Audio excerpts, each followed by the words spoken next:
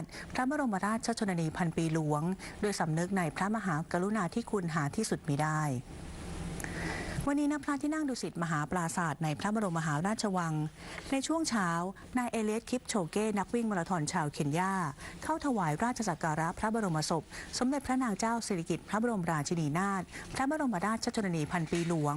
ภายหลังจากที่เข้าร่วมการแข่งขันวิ่งมาราธอนในรายการวิ่งผ่าเมืองซีซั่น 8 Amazing Thailand Marathon Bangkok ครั้งที่ 8 ประจำปี 2568โดยตลอดทั้งวันมีคณะบุคคลและประชาชนจากทั่วสารทิศเดินทางไปกราบถวายบังคมพระบรมศพสมเด็จพระนางเจ้าสิริกิติ์พระบรมราชินีนาถพระบรมราชชนนีพันปีหลวงอย่างต่อเนื่องนอกจากนี้ยังมีผู้สูงอายุที่ตั้งใจให้ลูกหลานพาไปกราบถวายบังคมพระบรมศพในช่วงวันหยุดด้วยสำนึกในพระมหากรุณาธิคุณหาที่สุดมิได้ที่ทรงปฏิบัติพระราชกรณียกิจนานับประการเพื่อพัฒนาคุณภาพชีวิตของประชาชนในด้านต่างๆให้มีชีวิตความเป็นอยู่ที่ดีขึ้น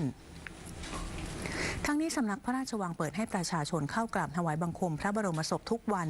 ตั้งแต่เวลา 8 นาฬิกาถึงเวลา 21 นาฬิกาสำนักพระราชวังขอเชิญชวนประชาชนร่วมเจริญอริยมรรคสัมมาทิฏฐิระลึกถึงพระรัตนตรัยว่าเป็นสรณะที่พึ่งที่ยึดถือ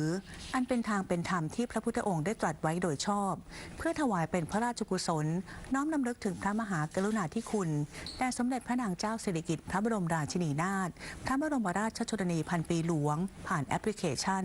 สมาธิเสบียงบุญสามารถดาวน์โหลดแอปพลิเคชันได้ทั้ง Play Store และ App Storeทั้งนี้สำนักพระราชวังขอเชิญชวนประชาชนติดตามรับชมข่าวในพระราชสำนักย้อนหลังจากทุกสถานีโทรทัศน์ได้ที่เว็บไซต์หน่วยราชการในพระองค์ www.royaloffice.th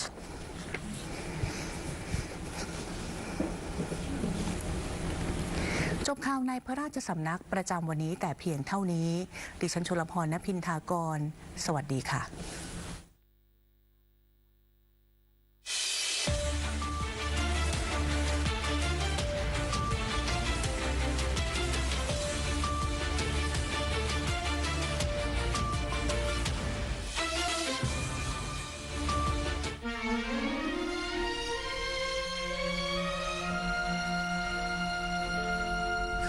ในน้ำปลาในน้ำคำโบรา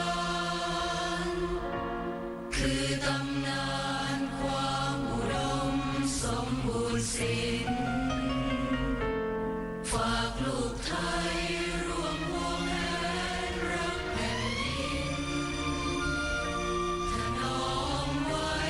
อย่าให้สิ้นแผ่นดินไทย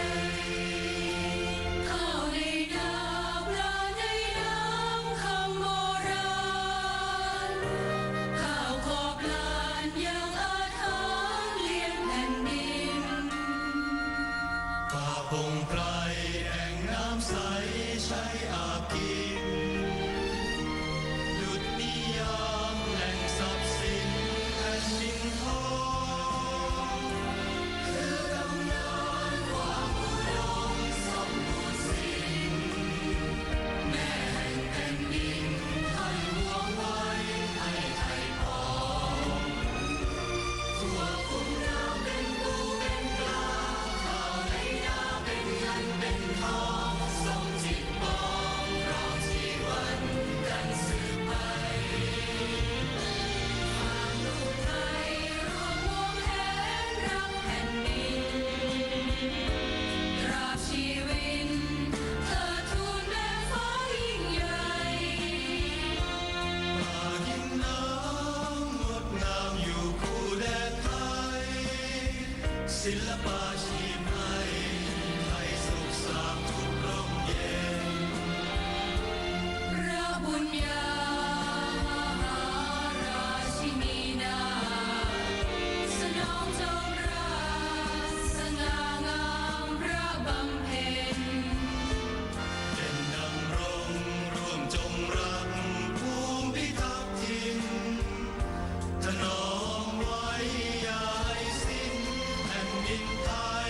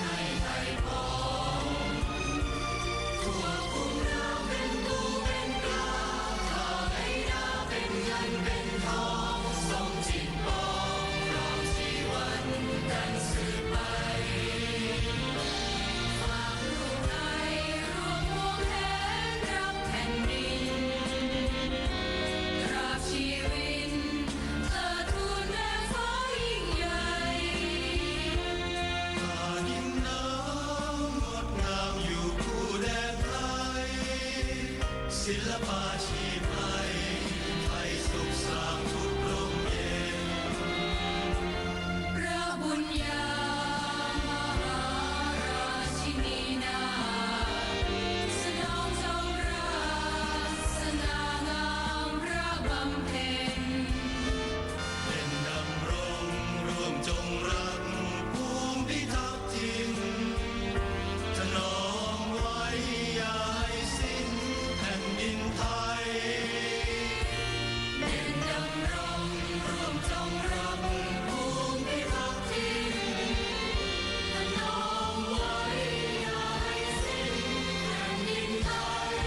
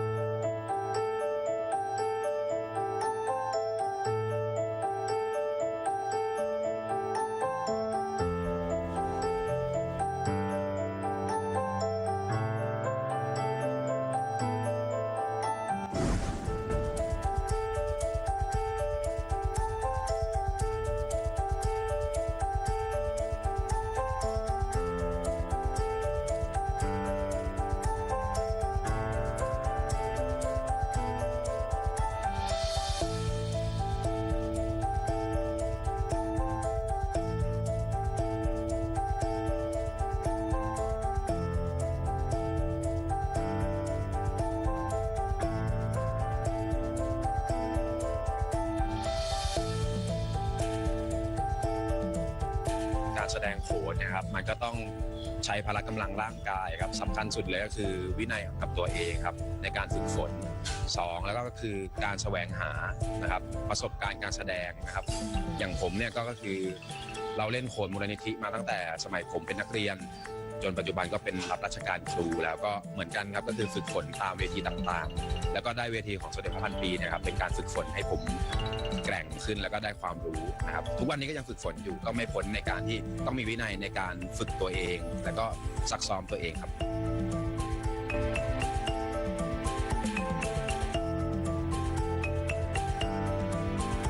ถ้าเอาจริงๆเราก็ถูกปลูกฝังมานะครับเพราะว่าผมก็เป็นนักเรียนของวิทยาลัยนาฏศิลป์เนี่ยเราก็ต้องปลูกฝังอยู่แล้วว่าเด็กทุกคนเนี่ยคือนักรบวัฒนธรรมแต่เอาจริงในคำหนึ่งเลยอย่างผมเนี่ยสมัยปีศึกมายาลาบครับเราได้ยินพระราชสวนีครับจากสมเด็จพระพันปีครับที่บอกว่าเนี่ยยุงเล่นดีมากเลยนะแบบขอให้เก็บความรู้สึกนี้ไว้นะอะไรพวกนี้เรายังจำเสียงที่พระองค์ท่านบอกกับเราได้เลยเนี่ยมันก็เหมือนเป็นแรงบันดาลใจในตัวเราว่าอย่างน้อยเนาะพระองค์ท่านยังตรัสชมเราเลยฉะนั้นมันก็เหมือนเป็นแรงบันดาลใจในตัวเราที่แบบเสริมสร้างตัวเองในการที่อนุรักษ์ในศาสตร์ครับ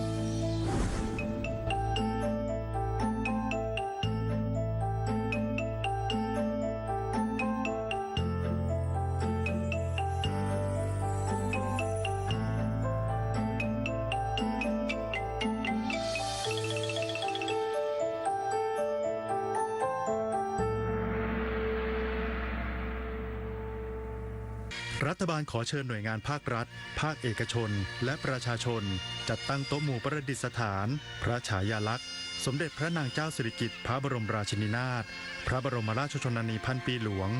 พร้อมเครื่องราชสักการะและเครื่องทองน้อยตามอาคารสถานที่ของหน่วยงานและบ้านเรือนสามารถดาวน์โหลดพระฉายาลักษณ์สมเด็จพระนางเจ้าสิริกิติ์พระบรมราชินีนาถพระบรมราชชนนีพันปีหลวงได้ที่เว็บไซต์กรมประชาสัมพันธ์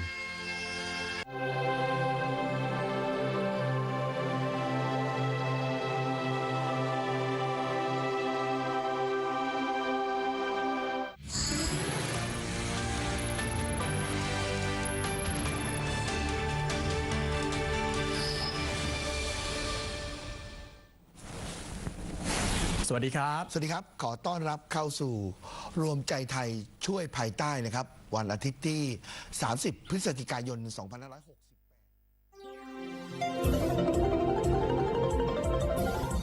วิทยุแห่งประเทศไทยให้ความรู้คู่ความสุขสถานีวิทยุกระจายเสียงแห่งประเทศไทยจังหวัดเชียงใหม่ AM 1476 กิโลเฮิรตซ์สถานีวิทยุภาคภาษาชาติพันธุ์แห่งเดียวในประเทศไทยที่มีความทันสมัยเชื่อถือได้สร้างอัตลักษณ์กลุ่มชาติพันธุ์สู่สากล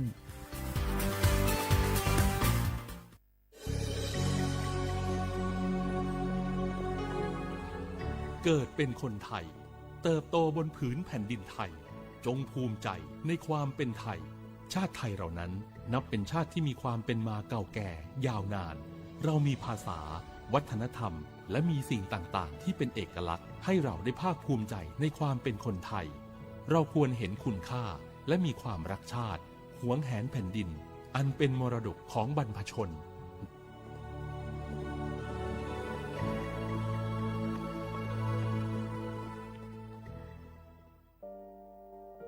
งาฮือละหุยาชอเจทอกาไทยมีกเวจอมออเอโลอาสะและไกเปวิทัปาตองาฮือนิมาลูจาเวโยงาฮือมีเวอเอโลแลมีจอมอเวอปาโลเกโลมุนอมาโคโลโกอิเปเวโยงาฮือเตกาเลเลกางาฮือมีจอมอเอโลทะหะเวอคโลยอทะคาทากะดอนอเชตุโยงาออโตแลละหุชอเจเวอตา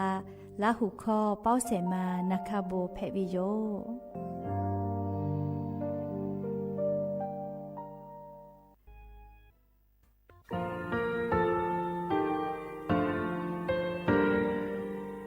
งาคือมีติปิเพกาวิเชแลงาคือติกาติชื่อแลติเลเพกาวิมาเฮยาค่างาคือชอยาออโตคโลกาติเชวิออเคอคาติผาคาชุโยอาชุโยวิโยกาคาเดติเลอติแกกาผุติลาวิทัปาตองาคือชอยาอาสติกาวิโยงาคือออตุคโลออเคอคากาติเชเวเวอีเวมาโกติยาเลเลทอกาอายีเวคาชเวเพวิโยอลักวงาคือออตุคโลออเคอคากาติยายามาเตียลาวิโลโกงาคือชอยาทอกาอาสติมากาวิคาชูงาคือมีติปิเพกาวิเจแลงาคือติมูติสึติแผลแล้วติกาลีเลียอาชุโยเวอเวปุตาเวกันติภาคาเสติแกคาเดกากาติเชวิทัปาตองาคือมีติปิชกิแผลากาวิโยเชแลงาคือไทโจมคุคางาคือมียาถาตอกคปิลาตาเวปุราเวติชเสนีเสหปามัชหปานิหิงาติชออกขอทามัววิทยาลัยวิชาการศึกษาประสานมิตรโกเวออคโลจากเกรทาไทโจมคุโฮกางาคือมียาถาปิยาลาตาวิตอกคติพายโย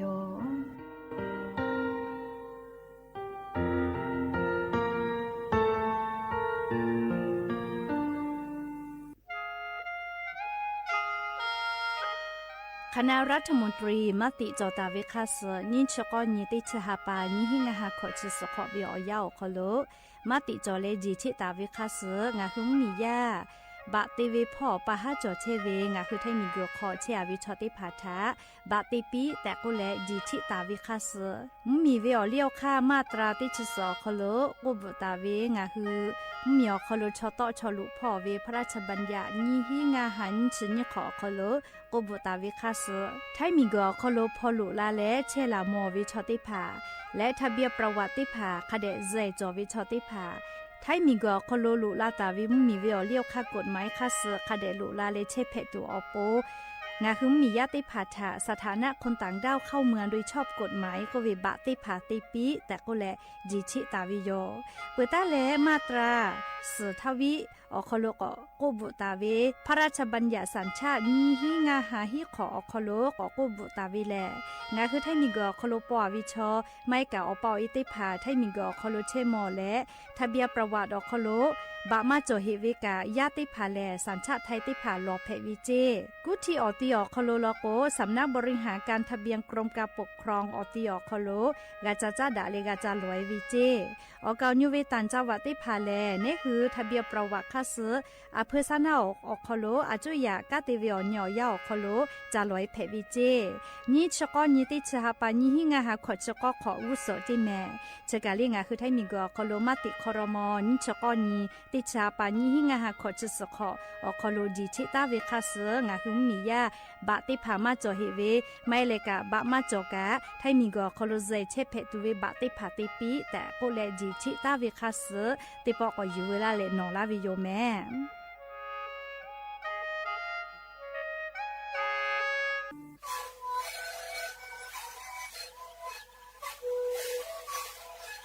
ชริคือหนูคือยาแก้เชื้อเวออกข้อเชื้อแล้วบุคคลก็คือออกตีจังหวัดที่ไหนนาบาเต็งที่โอหาสิขอกิโลเฮเต็งเลเลงหลอกเอาพ่อออยาแก้เชื้อนาลีตัวและเต็งชิ้นนาลีแล้วคือเวออยาที่นาลีเคยแต่แล้วพ่อนาลีชาพยองเต็งเลเลแล้วบุคคลก็เชื้อเวและเนี่ยแล้วบุคคลก็เคยส่งมาในครอบครัวเมดิโซ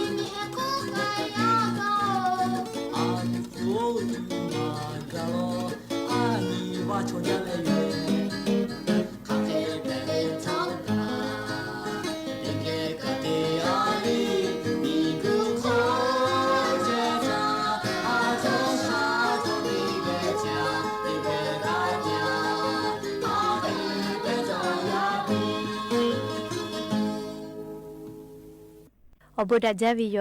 อย่าเพิ่งหาติปอทกาดาจาวิโอยาเชอคโลงาคือติปอกอกะมีลาเลอชปาอุปาโดเชตาวิงาคืออวิโอนี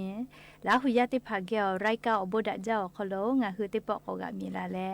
ชปาอุปาโดเชตาวิงาคือราหุยาเกอติเกอขอกะกอกะดะเกเชวิทัปะตออลอเปเตกะเลเลทะตะวิโอยาวิโอคโลละเซจาเลอไรกาอบุดาจาคโลหะอยู่ลาวิโยแม หาวิอวิอเนื้อระหุยาข้าพ่อชื่อพ่อรู้เชตาเวข้าคิเพชเชเลเด็กเลทอกาจ้าแม่ดอแม่ซึแม่ก้าแม่ฮาเลดอซาเชอลีนาชุดเจ้าวิอยากานี่คือไทมิงก็คโลแลมูยิขอยาปืตาเลมุกะวิอยาลุลาปืวิทัปะตองะคือเตกาเลกาอเจ้ายาคัสเพตอลาเชเวอานาอากอติพัทะนี่คือตอดะและปูกากากิตัวโปเตกาเลกาจาวิดอวิเชวิจอวิเตเจลิลิพออายิเตเลออาชุยอโตยอยากาทะคะแดญหาซานดักอิสิแมและยันยิเวอยาแลชดิสอคโลสุญิแพวิโยเตชเตหาปาโนวิบาหาปาคโลยันยอเซชญิทอลันแพวิโยและจะขอยิหินชงาขอสขอหาวิอวิอเนียระหุยาติพาโอติฮาเลเลวิอยาฮินาริควายตาเลก็นาริทักกายติฮาเลเลงาฮือละหุคอรายกาอบุดะเจ้าคโลตอกไอเชวิโยวิทยุเรดิโอ AM ติฮิวอหาสจิกกิโลเฮิรตซ์เตไลพองาคือละหุคอตอกไอเชวิโยแม่เปิดแต่รายการยิพอติพอ Facebook Fanpage สวทเชียงใหม่ AM 1476พอกาไลฟ์สดติดต่อไอเชียวอวิอเนียละหุยาติผาติแกละหุคอพอนาเลอนี่คือละหุชอเจทาออกาปิดะไอแพวิโยและอยากเพื่อหาวิอยาโคโลกายูเวลาตาวิซาตาอลอติผาทอกาไลลอยูเวลาตาวิโยแม่แล้วอยากยิเวอยากาชุดสอคโลแลสุญญติปอกกามิลาปุลอแม่งาคือไทมิกอคโลเตสเลเลสุญญเวอยาแลเยกาเวอนี้แต่ก็แลแต่ตาวิโยจะรับปะตองาคือเตกาเลเลกาอาชุยอยากาทาอยากคเดปิแม่ชอยาแลนากาดะปุเวหาดะเปดะปุเวอเจจะได้พาแลเตกาเลเตกาอยาปิดะกาตูโลเวเจไลกาลอโคเลอยาปิดะมากาเวทัปะโตเลหาดะเปดะเวเยกาขอวิกะเปะไกเวเจเลเคคงาคือลาหุยาติเยกาเลเลกะเยกาขอจอดะฮอดะเลหาดะเปดะกาปุตโตอโปเลติเยกาเลเลเตกาเลเลกาอาชุยอยากาทาอยาคเดปิแมและยันยีเวียวยาวคโลทอกาเชติสอคโลแล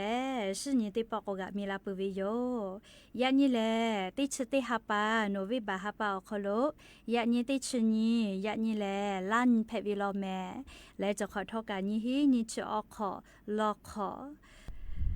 หาเวียวเวียวเนี่ยละหุยาติเผาติขอเปิดติขอปูไกเวกาไวจาโลแมยายดูเอติผาลกัวกาเทอุลาวิโยอยากคันนี้คือชาวมอติผาลกัวเล่ติขอเปิดติขอปูไกเวติยาทาอาสามาลาเลกาเทมอไกวิโยแมนาลีออยาวเนียวฮาติผาเลนอทะงาทะมาโลลาโลแมจราปะตองาคือกาตาเวนาลีออยาติผาทาเลคเดสอเยแมและเลยยันยิเวียอยากาสุญิแพวิทัปะโตงาคืออวิอนีละหุยาติผาทอไทมิงกอคโลแลเตสเลเลสุญิเวียอยาแลเยกาเวียนี้แต่ก็แลแต่ตาวิทัปะโตตาลูปีแมเยกาจอเปเวชอติผาลโกแลอาชุยอเยกาทักคเดหาสะแมชอติกาเลนี่คือหาวิชอติกาถาจามอกาตุวิเชเลหาแม่เลจามอวิทยาทาคเดกาหาซาวิโยเฮโกเยกามาจอเฮวิชอติผาลโกเยกาจาวิโอคโลกายาวปาเลติตูลายาวเอติจุตุเวเลจะได้พาอเลียวค่าญิมาพ่อคาเคเวทะกะคเดชาญิแมชอยาชอเลฮึดาปุขโนบาดาวิโลโกชอยาวิอฟุกะยอกเอวิเจเลเมชอปาเมชอมาวิอายาไกวิแมเลชอยามิฮามาเหียวนะเลชูเมชอปาเมชอมากโกลาวิโยเคโกงาฮืเมชอปาเมชอมาวิอายามากาปุตุเลงาฮืเยกาจาวิอคโลกะญิมาเยเมสเย่นาปอเย่แลเลคาเดญิลุจะแม่หมอกอเลแม่เวเจติกะตาลุจะแม่เลอายิเวเลแม่สนาปอกะคาเดกาเยวิโยเลดามาดาเวคาเคเวชอเลญิมาอคโลคาเคจอเวคาเดกาญิเวโยเฮโกเยกาจอเวโลโกเล เยกาโจเวเคเลงะหือกาติวิโยไลกาเยกาโจกะเยกามาโจเวเคเลอชอปะเกียวกุตุเวนะเลอาชุโยเยกาขอเวมิยาทะลโกอยากะปีมากาอายิมาเตจะเคเตเวนะเลจะเคเตเวตยาทาลิเยกาขอจอดาฮอดาเวหาดาเปดาเวเยกาเพมากาแมจะราปะโตเลงะหือเยกาโจเปเวชอลโกเลเยกาโจเวแต่เลงะหือคาทากะกาโดโนเลเยกาโจเปเวชอติภาเคเลงะหือกาติวิโยเยโกเยกาเลนาบะเตกาปิวิโยอชอปะเลนาบะญีกาเตตาวิโยแม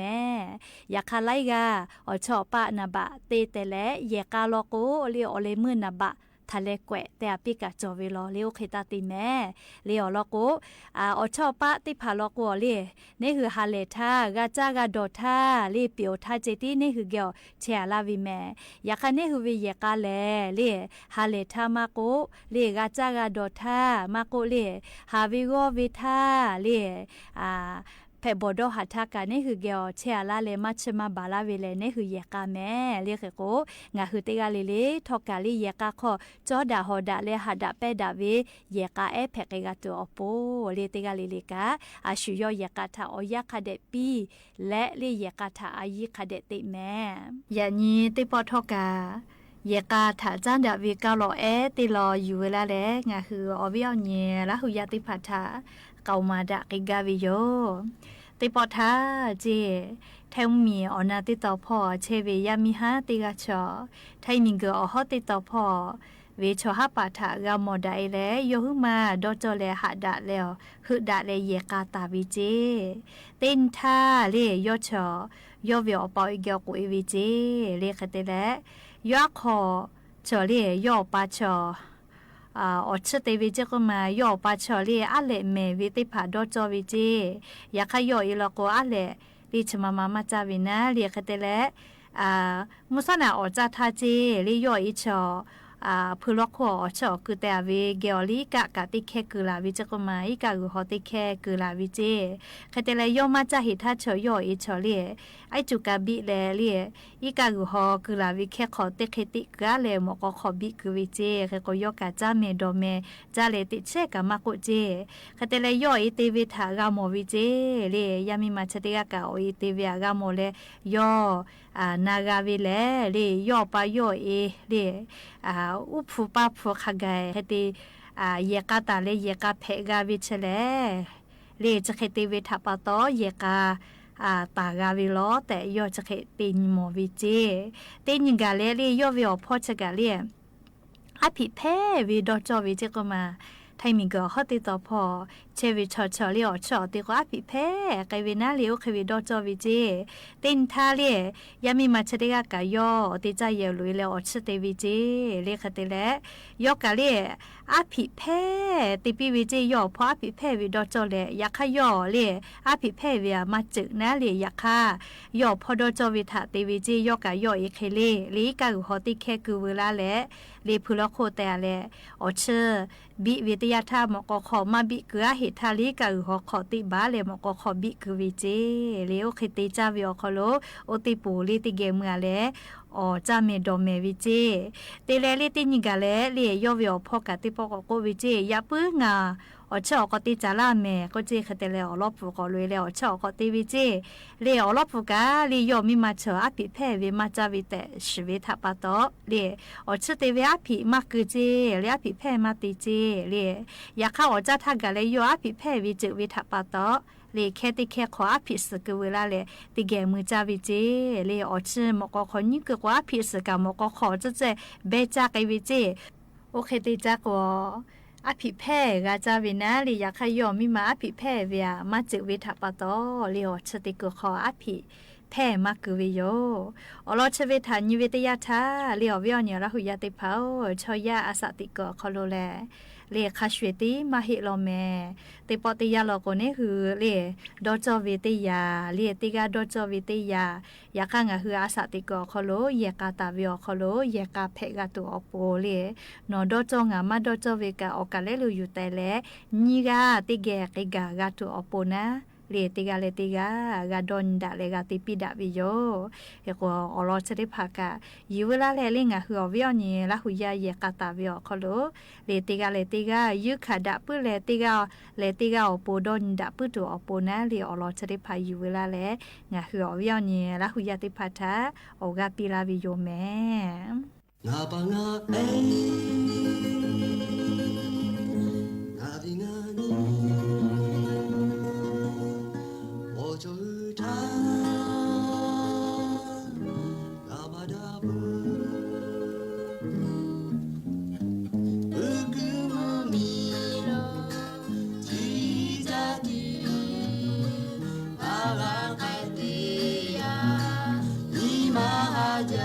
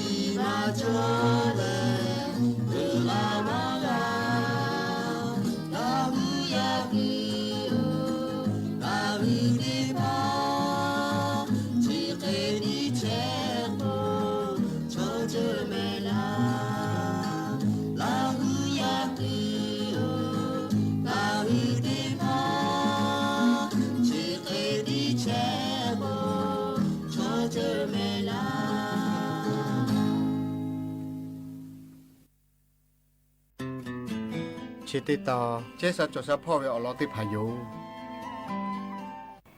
เจซาจอซาปื้อเวอเจติพาแลแต่ฮอตาวิมาจอจิแม่ฮึกกาเวลอโกนี่คืออตัวนี่คือกาเตยูเวโยจิแม่มานามันโกวิชอติพาแลมอสาลาอูทามาลูเจนาลาโกลาวิทยาทานี่คือชอยาแลมอสาลาอูทาลูเวโยจิแม่และยันยิเวอยาทอเชซาจอซาเวอยาชติยาอคโลเชซาจอซากาโตอปูนาเลยยันนี้อากาซฮาวิชอติพาคาเคติไกจุเลก็เวคาเคกาติจอเวอคาเซคาเคอยู่เวลาแลนี่คือราหุยาติพาทะโทลากาวิโยมชอไลกาเลอากาโยโลเอเวติยาทาอากาซมากาวิโย อากาศมากเลยอากาศฮอวิเลแล้วหุคอลกัวแค่ฮอกูเวก็เวเลยขอตุกูคดีมาดาวิโยเลยเนี่ยคือแล้วหุคอชอตอคอเยเวนาซาจาวิตอคอมาจมาลิเทียกูวิตอคอมาฮิลกัวอากาศหาวิเลติพาพาลกัวขนาดน่ะฮอกะมาโตอวิกะจอลีแม่พูกะเนี่ยติเลอคือกะปอโตลาวิโยเลติพาพาอากาศมากาเวเคโกติพาพาลกัวอากาศหาเลอติปออากาศเวกะมัวอากาศโตลากอกะอากาศเวอคอโลลิสกะเนี่ยปอโตลาวิกะจะจอเปือเพบอจาวิโยเลอากาศกะเลออากาศมาโตลาวิเชทอกะงาคือชอยาจอจากืออคอจอกัวตัวอีกคืออคอกะจอวิโยดวานี่เลจากือเลตัวอีกคือมาจอก็ไข่ให้เลก็ปีแลเลยชูอาจากือติญาเคติญือไกตุโยแม่เจ้าปาตอลีชอยาเวอสอสาพอโลชจากืออคอจอวิลโกตัวอีกคืออคอกะจอวิโยแม่เจ้าปาตอลียันยิงอากาศหาวิชอติพาคเดนาแม่เลยอคาเซคาเคอยู่เวลาแล้วนหืออากาศซาลาตัวอโปกุมาลากาวิโยอลอติคาเลมุสนางะหือตุลาวิทยาธาอากาศหาวิชอติพาอีกะเลวิเมเลกวยวิมาเฮเลวิเซลาเคเตเลอลาเคดอเปียเจนี่ฮะตุลาเลติชนาทีเตเลติชงานาทีเวอยาอีกะเลวิดอปุขอนอเลยอยากก็จุเกจุลาเลงะคือโอกุเตกะจุปีเจชยากะซเวดะจาเวอยาเลมุสนาโยอยามทิลาพองานาลิเตเลสนาลิเวอยาอยู่จิแมอยากคาเลชยาชอยาโจเลคเดติมากาเลอยากคาทอกะอากะคเดซซาเชเวลอกวชยาอตุโคโลทอกะเชซาเชวิโย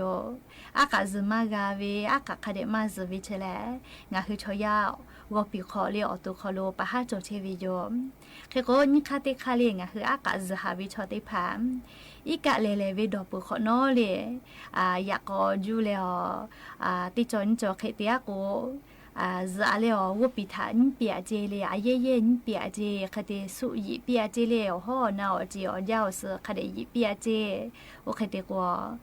งะคืออากาศซาลาวิโยเจเมเลอากาศตอลามาวินะคเตเล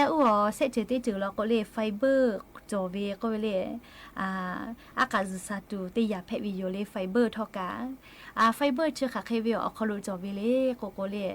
มาเกสเลเชเควิออคอกะจอวิโยเจอากาศหาวิชอติพาเลออเจติพามาเกสมาโกเล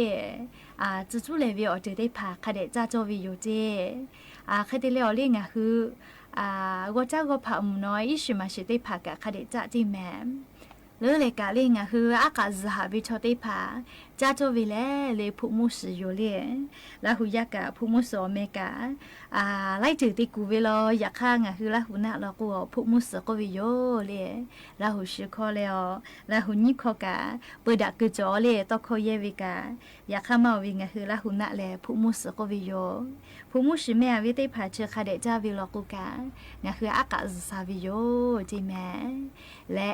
อายุจาเวเลงะคืออีกะติพาคเดดอเจอีกะตินิเวอคโรสลาเคตาเลฮิลาเคคเดดอเจแมชอยาอตุโคโลกะติเชเวส10%เลอีกะอยู่เจแมเคโกอีกะคเดจอเวลโกอฟุกูมาโกเลออุเตติพากากาติซาวิโยงะคืออากาศหาวิชอติพาชอเพลาวิอคาติคาโลกัวก็พมนอยมาจาเลอิชิมาชิมาจาอติจาสาติจาวิทปาโตอากาศหาวิโยเคโกติยาโลกงะคืออีกะคเดมาดอวิทปาโตอากาอากาศวิเฮกเวกเลออากาศตอละหาวิชเควิโยเลเคเตเลอติยาโลกงะคือโอกะคเดจอเชจิแมโอกุเตอฟุกูจลาลาติเลอยูหุกานานากะเตียโกกากะติติสาเควิโยจิแมเคเตเลออากาศมากาวิเลเคเตกะอากาศมากาวิโลโกมาเกสเลเมอาวิไมกะโอมาเมวิติพาอีกะติอะไรจะช่วยคติดอวิลโกอากาศตอลาวิโยจิแมเชทอกะเลงะคืออากาศมากาวิชอติพาอโปคาคิกาติจอวิออคาลุเสคาเคอยู่เวลาแลนี่คือลาหุยาติพาทะชิลากาลาวิโยแม่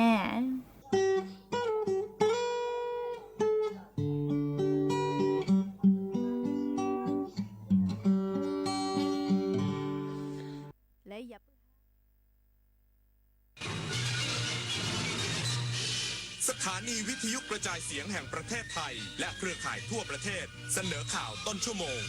รู้เร็วรู้จริงเกาะติดทุกสถานการณ์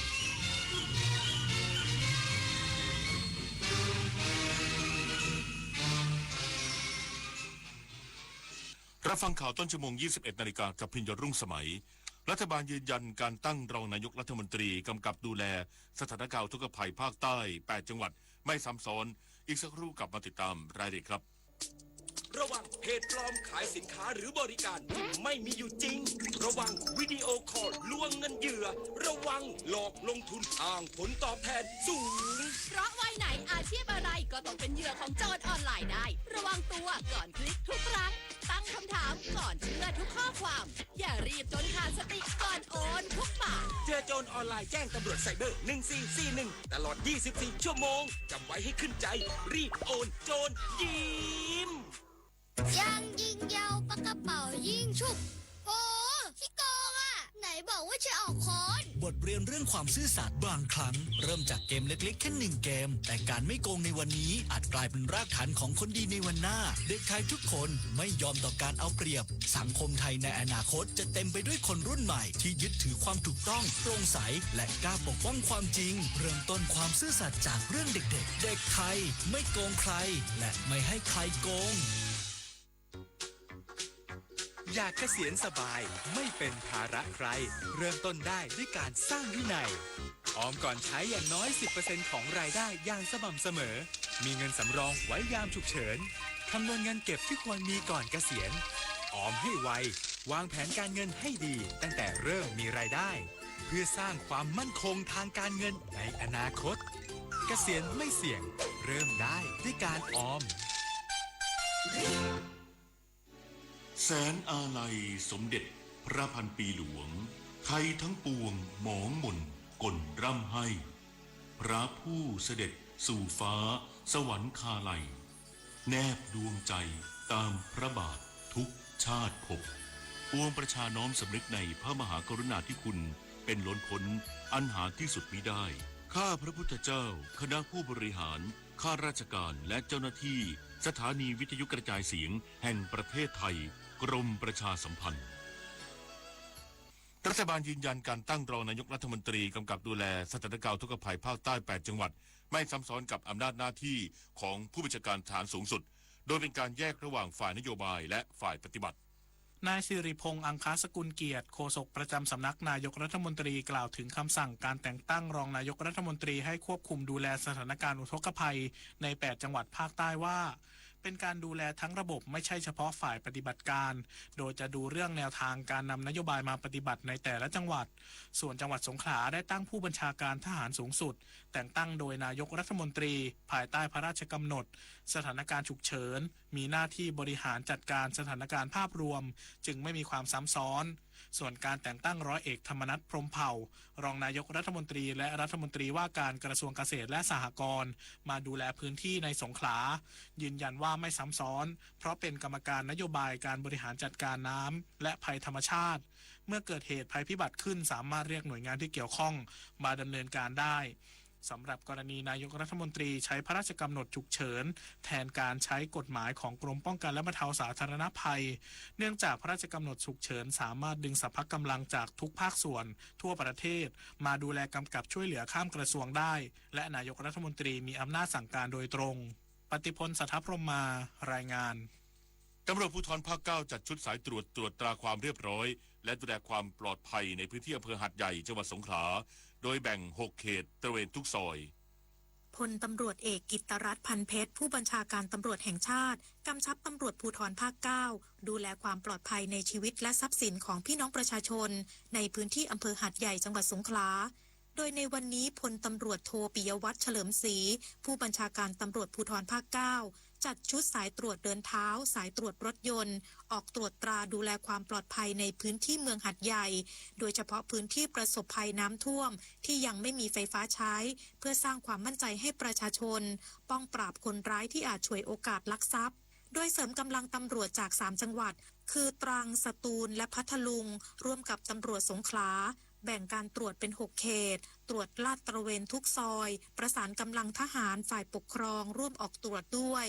สำหรับการออกลาดตระเวนตรวจตราความปลอดภัยเพิ่มความถี่วงรอบของการออกตรวจแบ่งพื้นที่6เขตกระจายสายตรวจลาดตระเวนทุกซอยโดยการลงพื้นที่ของแต่ละทีมจะทำ3ภารกิจหลักในคราวเดียวคือแจกจ่ายอาหารน้ำดื่มและสิ่งของจำเป็นเพื่อช่วยดูแลประชาชนโดยเฉพาะคนชราและคนป่วยซึ่งบางรายต้องการย้ายออกจากบ้านไปยังศูนย์พักพิงบางรายต้องการพบแพทย์และสอดส่องระวังภัยขณะที่กำลังอีกส่วนเช่นตำรวจตระเวนชายแดนจะลงพื้นที่ช่วยฟื้นฟูที่พักอาศัยและพื้นที่สาธารณะนิตยาคุณสิมรายงานสำนักงานคณะกรรมการการศึกษาขั้นพื้นฐานยืนยันไม่มีการเกณฑ์นักเรียนทำความสะอาดโรงเรียนหลังน้ำท่วมซึ่งทุกกิจกรรมต้องเป็นความสมัครใจนายพิเชษฐ์โพภักดีเลขาธิการคณะกรรมการการศึกษาขั้นพื้นฐานกล่าวถึงมีข้อมูลในสื่อสังคมออนไลน์กรณีโรงเรียนแห่งหนึ่งในจังหวัดสงขลาเกณฑ์นักเรียนมาต้อนรับผู้บริหารและทำกิจกรรม Big Cleaning Day หลังโรงเรียนถูกน้ำท่วมว่าสำนักงานคณะกรรมการการศึกษาขั้นพื้นฐานหรือสปท.ไม่ได้บังคับหรือเกณฑ์นักเรียนแต่เป็นการสอบถามไปยังผู้ปกครองและนักเรียนหากผู้ใดสะดวกและต้องการมาช่วยดูแลห้องเรียนหรือทรัพย์สินของตัวเองสามารถมาช่วยได้ตามความสมัครใจพร้อมย้ำว่าสปท.ไม่มีนโยบายบังคับนักเรียนทำกิจกรรมดังกล่าวและขอให้หยุดเผยแพร่ข้อมูลที่ไม่เป็นความจริงเพราะอาจสร้างความเข้าใจผิดและซ้ำเติมสถานการณ์ของครอบครัวที่กำลังประสบอุทกภัยปุริพัฒน์สอนการรายงานจบข่าวพิญโยรุ่งสมัยอ่านและฟังข่าวครั้งต่อไปเวลา 22:00 น.ติดตามข่าวที่นำเสนอไปแล้วได้ที่ www.thainews.prd.go.th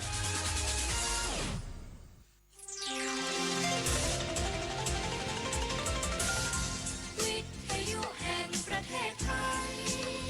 ให้ความรู้กู้ความสุขถนนสายนี้มีเสียงดนตรีขับกล่อมปลอบขวัญ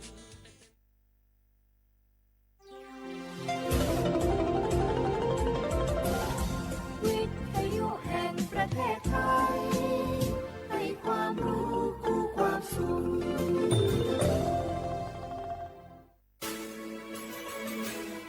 สถานีวิทยุกระจายเสียงแห่งประเทศไทยจังหวัดเชียงใหม่ AM 1476 กิโลเฮิรตซ์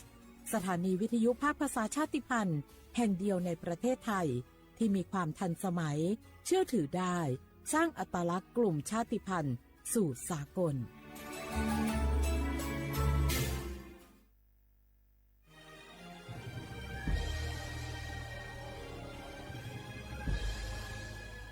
เกิดเป็นคนไทย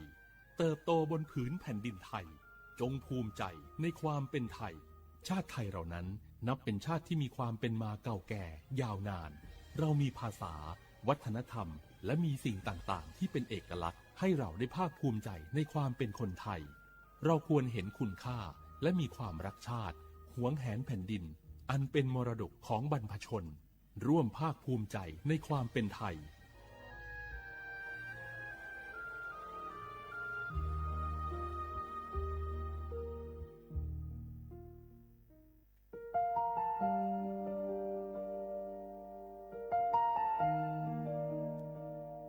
ขอน้อมเกล้าถวายอาลัยสมเด็จพระพันปีหลวงพระแม่แห่งแผ่นดินผู้ทรงเมตตาเหนือเกล้าขอพระองค์เสด็จสู่สวรรคาลัยข้าพระพุทธเจ้าข้าราชการและเจ้าหน้าที่สถานีวิทยุกระจายเสียงแห่งประเทศไทยจังหวัดเชียงใหม่กรมประชาสัมพันธ์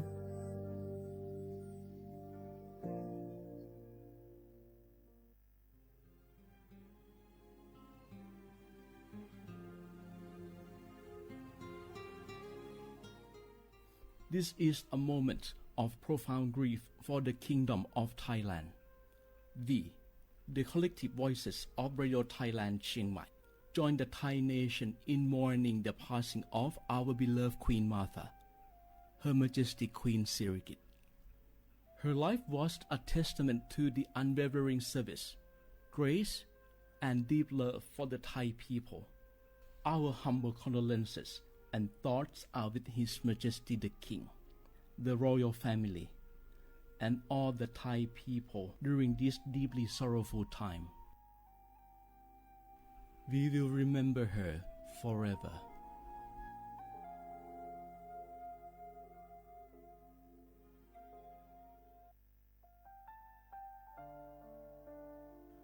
อาเดือไทยมิขอสงผาอามาสมเด็จพระนางเจ้าสิริกิติ์พระบรมราชินีนาถพระบรมราชชนนีพันปีหลวงควยตาโอดาเลียกาชายันดาชอเนมาอายออามามิขอเปียวเนไทยมิขอกะดูอาคาชอเจอกะดูเงเกเนลาหมายแอจิชนีถามิเนนึมาละเขมาเงเลชญาเธอมิเนอาดิมาโยหานาลูอายอนเนเกเนโยเยบอเนมาอีนอายอมาโดอาดิเนโกเอียเนควยตาโอดาเลมิเนนึมาเนสาวเนวอจอจอยเรญาอาดิมาโยหานาลูอายอนนึมาละเขยอจอนาลูเนเกเนโยเย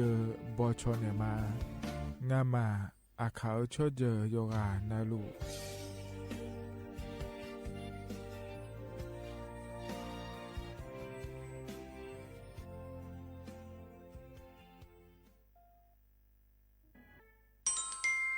อาเยเนเจลังเงอานานิเชวบาลาเชสีอาคนนิพังอายาโกเชสิเงนอตะกะคณะรัฐมนตรีบอจาวลอยอาเยนิสันชาก็กอสาลูเดินชาวบ้านเนก็ดูเดและบอจางาเดเยเนียวเด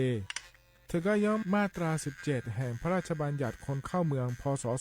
2522และขั้วเธอก็เธอเนอาเยนี้เธอก็ถ่ายมิของหลักควยพ่ออ้อเหลียวว่าเมียนี่จอลาเดอเขาเนรอทะเบียนประวัติและขั้วเธอย้อนฉาเจียเดินนะขอเนียเยเนียวเธอก็อยู่หาก็ดูการขอสถานะคนต่างด้าวเข้าเมืองโดยชอบด้วยกฎหมายและขั้วเธอเดินยาเมเจเดเยเนียวเดเพราะในเยเนียวมาตรา7ทวิแห่งพระราชบัญญัติสัญชาติพศ2508เยนี้เฮก็ถ่ายมิของหลักควยเดแล้วแนอาดามังนะอามาเธอกาทะเบียนประวัติบุคคลไม่มีสถานะทางทะเบียนและอ้อเธอเยนี้สัญชาติสัญญาเมเจเดเยเนียวเดชาก็ดูนะขอนี้กูเทเมืองหลักควยย่อนะเธอก็สำนักบริหารการทะเบียนกรมการปกครองและคุกาชัญญาไม่เดยมือยอหลักควยนะเยเนียวเธอก็ในอำเภอโยฮันเนโจดัวรอราชการอายามหลักควยอานานีเชวบาลาโกซีอาคนนี้พังอายาโกเชวหวงเกนีเดเยเนียว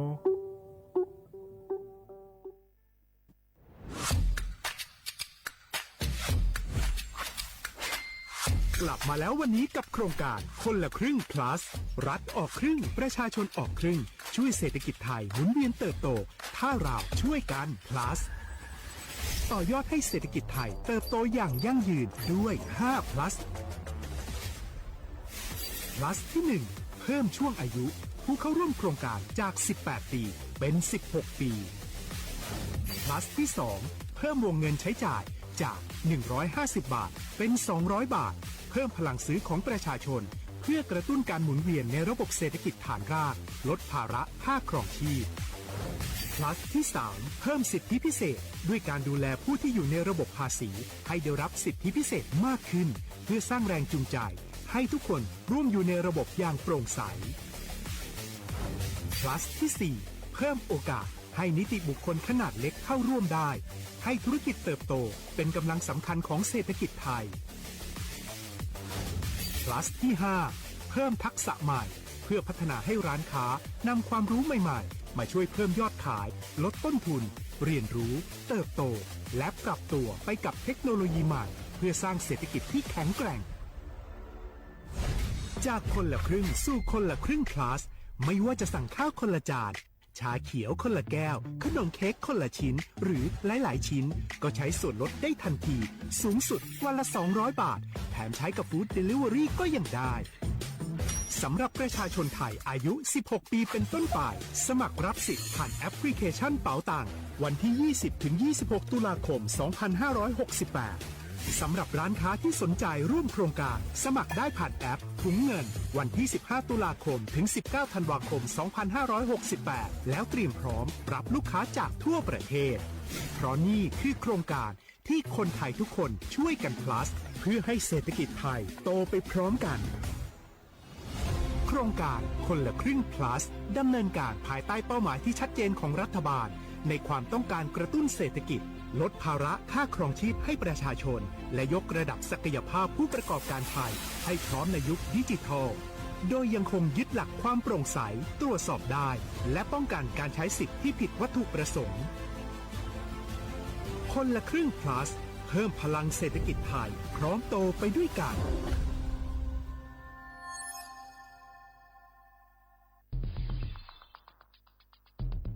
แค่3 ปีความเสียหายจากอาชญากรรมไซเบอร์ของคนไทยพุ่งทะลุถึง 94,000 ล้านบาทหรือเฉลี่ยปีละ 30,000 ล้านบาททุก1 ชั่วโมงเราเสียเงินกว่า 3.4 ล้านบาทให้กับมิจฉาชีพออนไลน์โจรไม่เห็นใจคนอาชีพไหนอายุเท่าไหร่สถานะทางการเงินแบบใดหมอพ่อค้านักธุรกิจนักเรียนแม่บ้านข้าราชการเกษียณทุกคนตกเป็นเหยื่อได้เสมอและวันหนึ่งอาจเป็นคุณหรือคนที่คุณรักเพราะจุดอ่อนร่วมของเหยื่อคือความเร่งรีบขาดสติหรือแม้แต่บางครั้งก็เกิดความโลภจนเกินไปอย่าปล่อยให้การกดคลิกเดียวลิงก์เดียวทำให้โจรยิ้มกว้างวันนี้ถึงเวลาแล้วที่คนไทยทุกคนจะต้องร่วมมือกันสร้างภูมิคุ้มกันอาชญากรรมไซเบอร์ช่วยกันหยุดก่อนที่ภัยไซเบอร์จะทำให้คนที่คุณรักและตัวคุณเองกลายเป็นเหยื่อ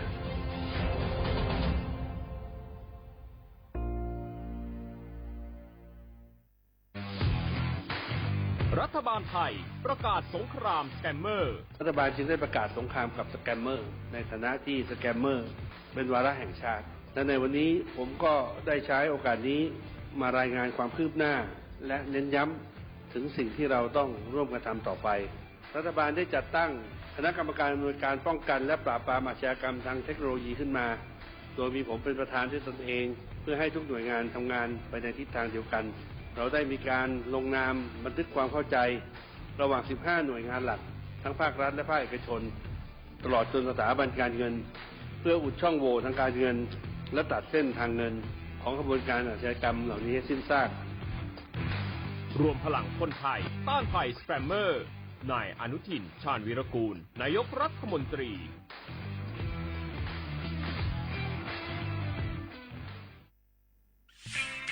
เส้นทางสายหมอกที่สวยที่สุดในเมืองแพร่กำลังรอทุกคนไปวิ่งด้วยกันครับทุกก้าวของคุณคือพลังของลมหายใจชวนเพื่อนชวนครอบครัวมาวิ่งฝ่าสายหมอกเพื่อโรงพยาบาลแพร่ในวันอาทิตย์ที่ 7 ธันวาคม 2568 บริเวณลานกิจกรรมหลังวัดพระธาตุช่อแฮมาร่วมกันส่งต่อพลังแห่งความดีเพราะทุกก้าวของคุณช่วยต่อชีวิตให้กับผู้ป่วยในโรงพยาบาลแพร่สมัครได้เลยวันนี้แล้วไปวิ่งด้วยกันในวันอาทิตย์ที่ 7 ธันวาคม 2568 พบกันบริเวณลานกิจกรรมหลังวัดพระธาตุช่อแฮนะครับ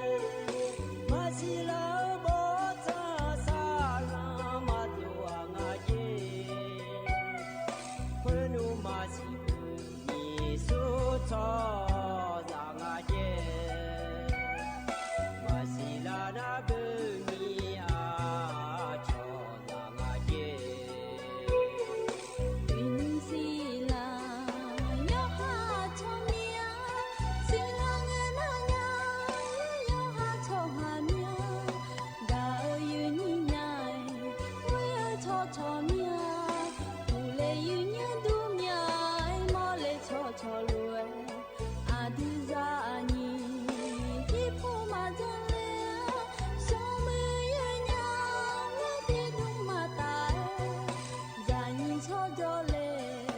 I'll dig it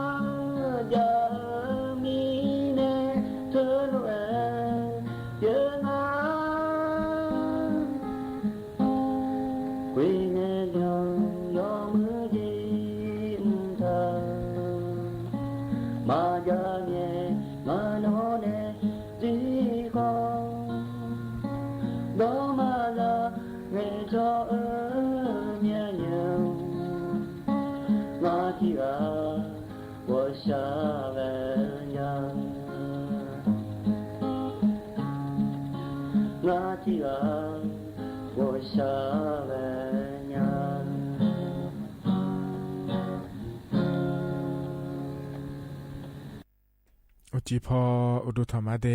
เย็นนี้มีของยาโยกานาลุแนะเย็นเนียวนิมจีนะขอเนี่ยจอนงานชาลาแม่เย็นเนี่ยเราก่อนนาอันเนาะแม่เดเย็นเนี่ยเดที่มีเนี่ยอินนาก่อนนาอันนั้นชาลาหลัวละ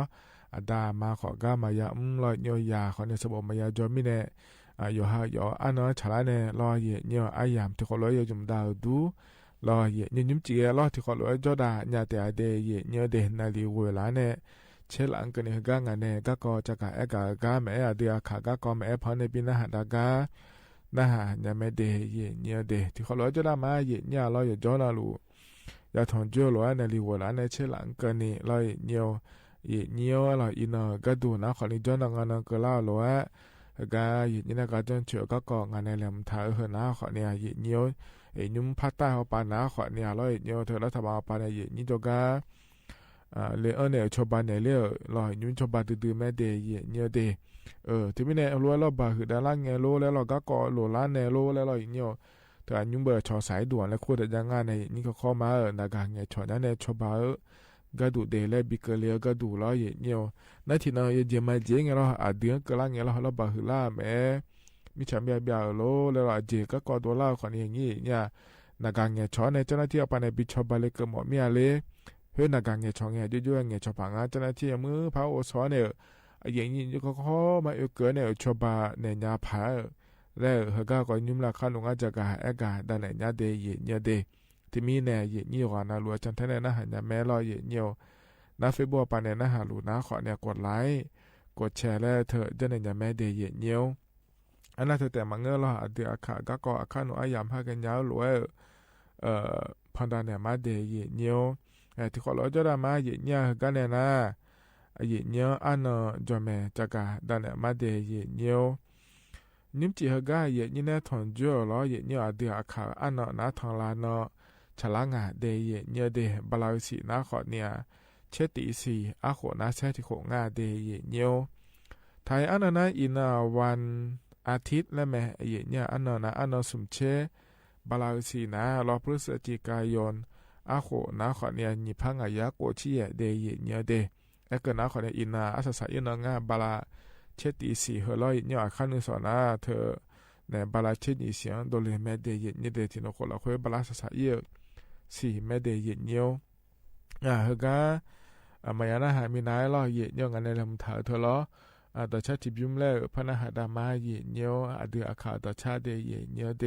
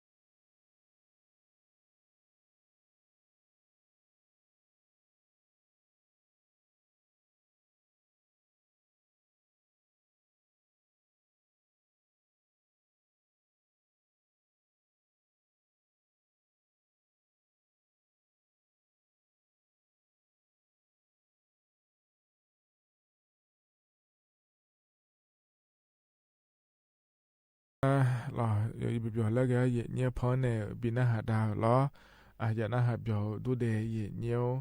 ยก็จะรอปลาละเนี่ยนะหาล่าโยกนารู้อุดุธรรมะเนี่ยมาข้อปนนะหามาเฟซบุ๊กปนนะหามารอเลยนี่งานเนี่ยอายุเชื่อเหมือนเนี่ยที่ขอรอจดามารอเนี่ยก็เนี่ยนะก็จะกะดันเนี่ยมาเนี่ยก็เนี่ยนะขอเนี่ยจะมาเจียงรอเนี่ยแต่ละชาลาอายามนะคุยหัวเราก็กอดโดล่าเงี้ยเลยเนี่ยเกิดเจก็กอดโดล่าคนนี้เนี่ยแต่เจ้าหน้าที่ปันในบิชบาหมดเนี่ยเลยแล้วทำมาปันในบิชบาหมดเนี่ยเลยเราจะมาเจ๊งเงี้ยเราเลยนี่มีแชมป์แบบยาเล่เนี่ยเราเธอเนี่ยบิชบาโลเราบาหือดาราในบิชบาโลแล้วเราน้าขอเนี่ยยุ่ยเจ้าหน้าที่ปังเงี้ยชงเงี้ยอายุรู้เงี้ยชอนเนี่ยผังง่ายแล้วเหรอก็อินยุมเลยจะกหายอากาศด้านนั้นในบิสิบิการเนี่ยเดย์เนี่ยเดย์จะมาเจ๊งกันเลยเนี่ยเดือนก็เลยเนี่ยเห็นเราบางครั้งเลยเยอะล่าเยอะสั่งเลยจะต้องจะหลงเนี่ยเลยชอหางบิชอบบ้าหลงเนี่ยเลยแล้วนะขอเนี่ยยอออกแล้วนะขอเนี่ยเธอ191แล้วไม่ในนี่ตาหนัวเธอเนี่ยนักการเงินชอเนี่ยเราบิชอบบ้านเนี่ยเนี่ยมึงนะขอเนี่ยก็พอเนี่ยขอเนี่ยเห็นนักการก็พอเนี่ยชกเงินชอเนี่ยไม่เดย์แล้วเธอรอเนี่ยเธอพอในคนยังไงชอนยาลอยเนี่ยเธอมีเนี่ยลอยเนี่ยหัวรัวก็อับยังเปียดาล่าและเถียมาชิญญาเดยเนี่ยเดแล้วขอนี้ที่ปวนาล้อรัวก็โดล่านะขอเนี่ยนากาขอมายุมยาลอยเนี่ยเธอเนี่ยเฟซบุ๊กปันในขอนี้มาขอนยาแล้วขอเนี่ยมาข้อปานาล้อพัฒนาชินในยุมเธอเดยเนี่ยพัฒนาชินในยุมระยะเกินไม่ถึงยาลอยลบบาหือล่านะขอเนี่ยอีจุดนั้นล่านะขอเนี่ยเธอเนี่ยมาข้อขอเนี่ยมีจ่ายไฟฟ้าเนี่ยมาอยู่นามีเนี่ยล้อไอ้ขอเนี่ยพัฒนาไปอยู่เนี่ยน่าเฮก้าพอเฮก้าอยู่มายินในการรู้เห็นนะขอเนี่ยก็อย่าจีน่ารวยเนี่ยจะการไอ้การด้านนั้นในบิสิบิการมาเดย์เนี่ยเดย์มีเนี่ยก็พอเนี่ยน่าหันยาเธอเนี่ยไอ้ขอเนี่ยแล้วเนี่ยเธอก็น่าอยู่เนี่ยเจ้าหน้าที่ไปในบิชอบบ้าหลวงเนี่ยเลยแล้วนะขอเนี่ยเจ้าหน้าที่ไปในเงี้ยชองเงี้ยล้อเนี่ยอาจจะด้วยเงี้ยชอนเนี่ยไอ้เนี่ยก็ดุงอะไรเล่นนะแล้วเนี่ยเธอเนี่ยอาเกเจก็กองเราเนี่ยจะมาเจียงเรา191แล้วคงอะไรเนี่ยดันโดนเงี้ยชอนเนี่ยเฮก็ง่ายยุ่งเฮก็เด้อจอหลัวเดชอหาเฮียกาเฮียกาจงอาเดแล้วอยากจะกาอากาศนั่นเนี่ยเดเนี่ยเดอามีกาจอหลัวแล้วเราเนี่ยอาเกตีอาเกช่ออาเกพัวจอหลัวแล้วเราจะมือพาจะกาอากาศด้านเนี่ยเดเนี่ยเดเขาเนี่ยเราอินยุ่มโหลดเดืออาเจียแล้วเราเนี่ยโหลดเดืออาดันเบติเราเลยนี่จะไม่ใช่เนี่ยอาเดเนี่ยเดอยากจะไม่เจงเนี่ยจะโตเจโลเนี่ยโลช่อหาเราเธอเนี่ยบิชอบาโลเนี่ยโลอยากจะมาเจงเราชั่วโมเราเนี่ยชั่วโมเธอเนี่ยอีจูโลบาคือดาราเนี่ยอย่ามาอีมาลาเนี่ยสั่งงานเลยชั่วโมบิพอเยก็ดูลงงานเลยรอเนี่ยน้าขอเนี่ยให้ชั่วโมจะไม่บิชอบาลงงานเดแล้วยังมือพายจัดเนี่ยไหนเดย์ยังได้รอจ่าโตจะลงเนี่ยเลยแล้วน้าขอเนี่ยจ่าโตหลวงเนี่ยเลยแล้วเจ้าหน้าที่จะยังพาจะไม่ย้ายเนี่ยเดี๋ยวจะมีเนี่ยงานอะไรกันนะอย่าจะมาจังไงช่วยบิเจพ่อก็ดูหลวงงานเจแล้วกันนะเหรอช่วยบิเจพ่อก็ดูมีอะไรอย่างไรงั้นเธอเจ้าหน้าที่เอาไปก็ดูนะรอรบบาคือดารานะขอเนี่ยเหรอสบายรอเนี่ยแล้วเหมือนเนี่ยอันนี้เนี่ยชาวบ้านเนี่ยเล่นเนี่ยผายแล้วแต่จะต้องเจหลวงเนี่ยเลยอีจูหลวงเนี่ยเลยแล้วน้าขอเนี่ยเหรอจะต้องเจอีจูเธอแล้วหัวเนี่ยเล่นอันนี้บินเนี่ยเล่นเนี่ยผายแล้วงานเดียเนี่ยเด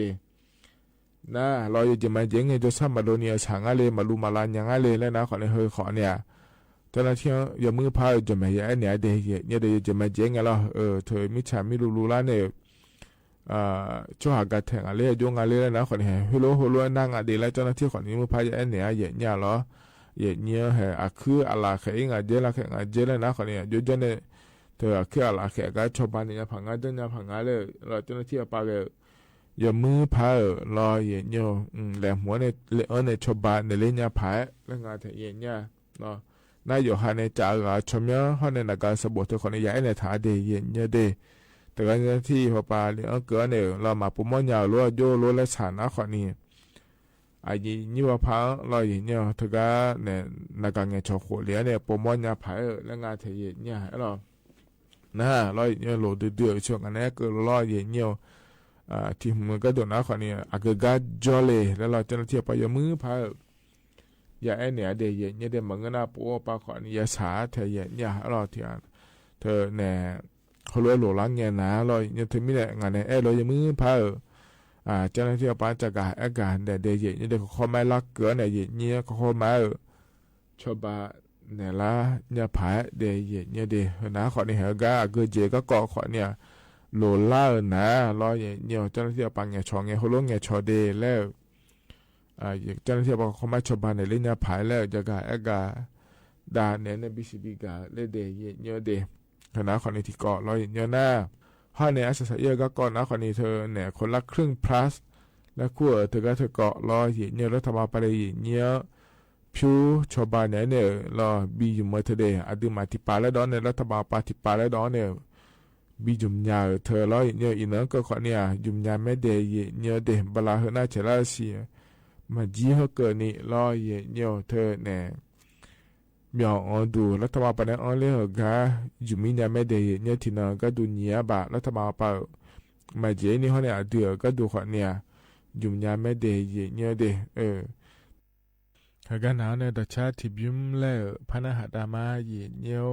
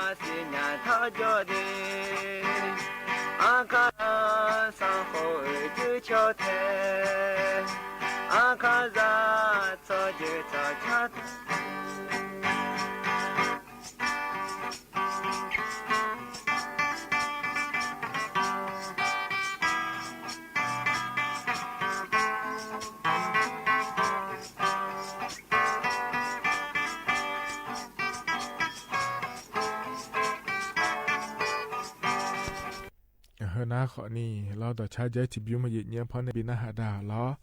อย่านะหาเบียวด้วยเนี่ยเดี๋ยวกันเนี่ยนะล้อเจลังเนี่ยจองที่ปพอในบินาหาดาหอมหาเนี่ย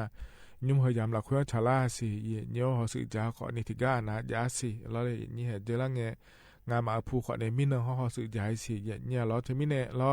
เฮก็เฮก่อนเนี่ยตัดเล่นนี่อโดยโยเซเนี่ยแช่ก็เกาะล้อเชื่อสื่อจังก็เกินเนี่ย จางถ่าแม่เดยยดาเดียขาจะสักเอาหูบานในยุมดาลาโยงานเล่อดูยศในจางถ่าที่ขอร้อยนะฮะดามางาชมยนายับยังกูลมแม่และคู่เลยเดจุดมากูอีพาเลงาลมมีมองหัวขังจุดมากูน่าคุยอาสิญญามันจ่อลอยสิบโยจิเมคุยดามวยสิอามาดันสิจิเนเดียร์อีพาลมาเดลองาชมยาลมแม่ยับยังกูเลยเดอันนี้อยู่เชื่อสิดาก็ก็อัดดงเบกันเนี่ยข้าสิญญาเลยอาเจดันเนี่ยละเองาลอน่าอุ้งจ้าสัมภาก็มีเจ้าจ้าเบียร์หลังเบถาอุ้งซ้อสัมภามีซ้อสัมมานั่นต่อเพื่อมีเย็นเนี่ยฐานเนี่ยชั่วหาใจอยู่เด็กๆกันจีบีคาบีเนี่ยอดีมาบีร้อนละขาบีเชื่อก็ก็อุ้งชักก็ก็อาจจะจูเนี่ยข้าสิญญาลัวลอยเนี่ยที่เจ้าหน้าที่สอนแบบนี้ทำมาเชื่อเนี่ยสอบไม่รู้ว่ามาทำแล้วที่อยู่หาเจ้าสอนพี่อยู่หาอยู่ดีแต่นี่ตัวทั่วเราละแต่มาบริเลมาจ้าจากนี้เราทุ่งเราละแต่บงอะไรมาตาโดเลยมันก็น่ามันเงินโดเลยมาบดูอยู่หาอยู่โดอยู่หาเงินไม่อร่อยอันนั้นเป็นน่ะเช็คขาผิดเป็นเนี่ยเช็คขาผิดเป็นน่ะดีมาจ้ะอัผิดเป็นน่ะล้อขอนิชอล้อขอชอเลยเนี่ยเช็คขาสิอยู่บุเล่เนี่ยอีหยังเนี่ยบุเล่อีหยัง那样呢，不了老啥子呢？也只要不要买鸟，老啥子呢？我来拿，一看归拿，然后呢，有当然拿去看到一面就马上。那看到啥呢？你说有铺看怎样没？有铺看早，有铺看的呢，有还那么有个那看到看个嘞那，那看啥会玩？没有道理了不啦？มีกูดาเลวเลยมีอนเนี่ยคุละนั่นเช็คข้างๆที่จ่อข้าสาวคือลายุมอ่ะเกลือก็ย่อยย่อมาข้าจีนี่ลายุมอ่ะที่ยุงโดนเนี่ยหอชาเล็กอ่ะน่าหอชาเล็กเนี่ยหอเบหอทาราน่ะหอเมลูลาเนี่ยหอเมมาเมจีน่าหอเบชาทาราน่ะหอเมมาลูลาจีเช็คข้างๆอาสาสามน่าเช็คข้าจีน่าบุเดเจลองเลยบ่บุเดเจลองคืออาจิงาเลยน่าอาดูหามาสิกามาโมกามิชาดออาหูเนี่ยบ้งอาจิบุจิตัวเงือดูเจแล้วดูหน้าแล้วเขาก็บิถาเลวแล้วบุเดเจลองคือหมุนลงถาแล้วลองอาจิน่าข้าจีเลยเนี่ย哎呀，个那你那送那叫个那表年来包没？那表年嘛对来铺上一干呢，咋干呢？年一呢？那年一呢？哦，那老康做了没？以后那个以后做，那我跟你讲那的，我讲讲那跑来也做呀，以后跑嘛也做了。那表切到拍头没那表那。我讲中个有多呀，做的爸爸呢，有多八天呢咯。佢那表就那表呢，表就那阿虎呢，阿虎就那咪炒呢来年呀咩？都不做的嘛，我那年呀咩，都年嘛。那表呢啥那，表呢那表啷个呢？表我说这个来把那几撮切看看个多啷个。동잉 알레 때 따이레 체묘미묘묘레 쿠라 또 때이메 베우 랑나 베우서 때가 체보마 비더레 또 때야 나니 베우니 살론저나 호피로 아야 그라메나 호피 나 호피로 그 요한노문 까나 요하로 민우야 야마나 아자 니어 고구니어 로이 나也也嘛，我的那也几过年呢，也陪也嘛年呢，老一个就叫，也有年时，提前跑出送出来出啦，也有提前买，提上来拍来老包来出呢。那一个呢，好比也穿会老会红也有提上来拍会红漂呢，老啥呢？也只也配么不弄么啊？这第三呢也不弄啊个，没修多呢。那不弄啥呢？ แล้วมือละอย่าดีแล้วนมือกลางอะไรอย่าจับปืนนู้นเลยดีแล้วอย่าจีอัดดองคุยปูคู่คุยแล้วอยู่ในเชื่อบ่อยสมัยมือละอย่าละเชื่อแล้วนายยามาตั้งขาตัวมอนาขบปีขาลุเนี่ยอันเนี่ยอยู่คุยขบปียาขาคือคุยขบปีแล้วป้าเนี่ยก็ขบปีขาลุคุยได้ป้าเด็ดแถวเนี่ยน้ำมาดูไข่พอมาไข่พิ้นเนี่ยแล้วอย่าตัวทั่วนั่นสุสานาเชื่อเพมาเชื่อยามามีเพมเนี่ยทอชิญญาดีแล้วเชื่อเพมาเยามามีเพหิมเนี่ยทอจิญญาดีแล้วมือละจะละดีแล้วเห็นแล้วยามามีเพคนในละท้องเนี่ยน่ายามาตั้งขาคือเนี่ยแล้วที่จอดตัวเนี่ยดูไข่พอมาตัวกูนี่ก็ไข่ยามีมาอันเลี้ยวเล่าอุทานเนี่ยตัวจุยไม่ตั้งขาเลยนั่นยาทุบยาอุเปย์ไม่ไปยาดังพอยาชุนเหล่าพอทุบยาอุเปย์ยุ่งอะไรน่ะอดีฮามาสีกามาโมกังทุบยาผ่าแล้วทุบดูเจ้าคุยทุบมาบิกุลา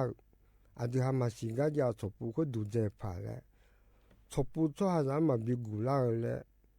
ทุบยาอุเปย์อยู่ทุบเธอร้อนเนี่ยยังยาอุคุสิล้อคุสิน่าสิล้อเหล่าจีเนี่ย我讲这开窑呢，老窑呢，有啦都出了，那会打老会洗出都啦没有皮囊啊，好皮囊头对没？那出来是怕个啦，是那人那种种啦，那一块皮囊来了啦没？那一块皮囊啥那，肉啦怕了啦没肉啦皮。罗拉想都大家嘛，那罗拉想罗拉陪罗子那，罗拉好看也有看那，些帕格拉阿陪罗些听那帕朗，有帕格拉有也叽叽，那咋帕格拉阿陪罗咋听那帕朗，那牛看也怕被里面了。那有那牛开也被别人捞里那，啊被捞上那，是嘛看路嘞，路中路要看牛子，啊不要宝宝的，啊不不啊不了去他妈对咩，哪天嘞他妈，他妈对呢，把我拉那还你从边边那弄弄啊摇表，就是对你开也就多不呢，哪天嘞。啊，不就嘛看，不吉那不就嘛看把有呢，那不就嘛看老看就菩萨公唔当然呐，当然嘛就来啥不来天呢，天没有牛呢，那这吉那，老看别来养头把台度，我敢把台咩，那菩萨有就嘛老看有头看你把呢。ก็มาคุยปานปาเขาจะที่พอที่จะเขาตุ้นเนี่ยก็บัดได้ไหมอันเดียวก็มาทำงานโลกของมันเนี่ยชันดูไหมน่าเนี่ยเธอคุยอัดดายันเนี่ยวันนู้นเนี่ยโจเธอเลยมาสิเนี่ยจังมังงานท่านเนี่ยมาจังเขาจะสังขตุยังอ่ะอับหูบาอุ้งจะสัมภาระมีจังเบียร์ละเบฐานเนี่ยยีบีสับบีมีเย็นเนี่ยบีเนี่ยชั่วอาซาบีซุงอายันเถอะ那米也呢还比大陆啊对啊，我们在下当啊，不要不好，让别湖边种农民来了。现在可以一直呢，日本人来不啦没？那日本人啊，就叫那些乌边边呢，都啦那，日本头，钱弄咋啦啊，钱弄得啦啊，来钱弄嘛比咋，钱弄嘛比得了。日本人呢。有下呀有下别乌年路年路那别乌走那没路看，哎好日本那岛平把台的有都得米呢，当不做一年都不加别乌，当不嘛做的嘛一年，现在你说别别那，日本人能贴假了别别那，也配对啦喏土喏啊土啊有下，有可我三天没了日本人能贴假了。เห็นว่าเทศนาหงเงินนานยบอลเรามีเนกเหรอเห็ แต่ตัวจังเนี่ยนั่นเนี่ยบ่เพื่อล้อสานะผู้สมบูรณ์ดาวเนี่ยอุดเชนุก็ยาลางอยู่พุ่นน้ำมุนเชยาลางแหละสมบูรณ์ดาวเนี่ยบ่ดึมาซะเช็คข้างๆอยู่คาดอลวยอยู่ผู้ดนน้ำมุนเชียวเนี่ยดึมาซะอยู่พุ่นน้ำมุนเชียวเลยกว่าดึมาซะอุดก็เบเบงันน่ะวันน่ะจะมีจะอยู่ยากของมาว่ามีชุดพักกูมาว่าสลองยาหมูรู้สลองสัตว์ดาวดุสิบมากุชิยาหมูว่าตุ้มหมูแต่แม่น่ะดึมาซะอุดก็เถอะนี่ชมเบียน่ะอุดก็อีน่ะอุจิพนันเหลวเท้ามีดามีบูมีชูยานามีชูเหลวเท้าเห็นนี่ชมเบียน่ะหัวจิบุดายะน่ะอีเงที่จอน่ะลูกของอีกน่ะสมเทียค่ะอีน่ะน้ำมันก็ไม่รู้ดูก็ดีแล้วอาจูเบียถ้าทุเรศอาลบเบียคุลาลุถ้าชอบดีแล้วอาจูเบียดีทุ่มเปย์แล้วอาลบเบียมีขอบเปย์ดีแล้วตัวขันเนี่ยยอน่ายังไงอีกน่ะเช่นนู้อากูมึงอากูช่องอาจูเนี่ยบนเนี่ยมาจ่ายปะมาพิจารอากูงาแล้วฮอนเนี่ยที่พูดที่นู้นแล้วยังคนเนี่ยเยอะเด้ออะไรเนี่ยตัวเดือดตัวละเช่นนู้นเถอะนั่นตัวสานาก็เช่นนี้ไปเนี่ยแค่เนี่ยเชื่อไปเยอะๆพัดตัวเนี่ยกัดจูเนี่ยเพชรทองต่อนั่นที่ดูนั่นน่ะเชื่อเยอะเชื่อยุ่งบ้าเชื่อหน่อยบอกก็เยอะเยอะบ้าล้อสุดดีบ้าสานาจีเบื้องมาพอเราอาจจะก็ตัวคนเนี่ยก็หน่อมัวหลานเนี่ยชอบหน่อบ้าล้อตัวบ้าเนี่ยนักคุยจนสานาเชื่ออากูมีร่างอะไรอากูชื่อร่างอะไรชอบเนี่ยน่าชอบเนี่ยก็เลยมาเลยน่าชอบเนี่ยจีเมน่าอุลาเมชอบสายจีน่าอุลาน่ะอีกข้างกันน่ะเพชรทั้งจีเชื่อดูเลยอย่าเบิกกุศลเอาหัวให้กูก็จีเชื่อเนี่ยบิยาน่าให้เลยหุ่นดันจีเนี่ยเอาจะเดจีน่ะเพลล้อเมอุดูเพลล้อเลยเพลล้อเงินที่จะยังจีเพลจ่าล้อน่ะเพลล้อเงินก็ลูกเขามาจีสี่ตัวจีสี่คน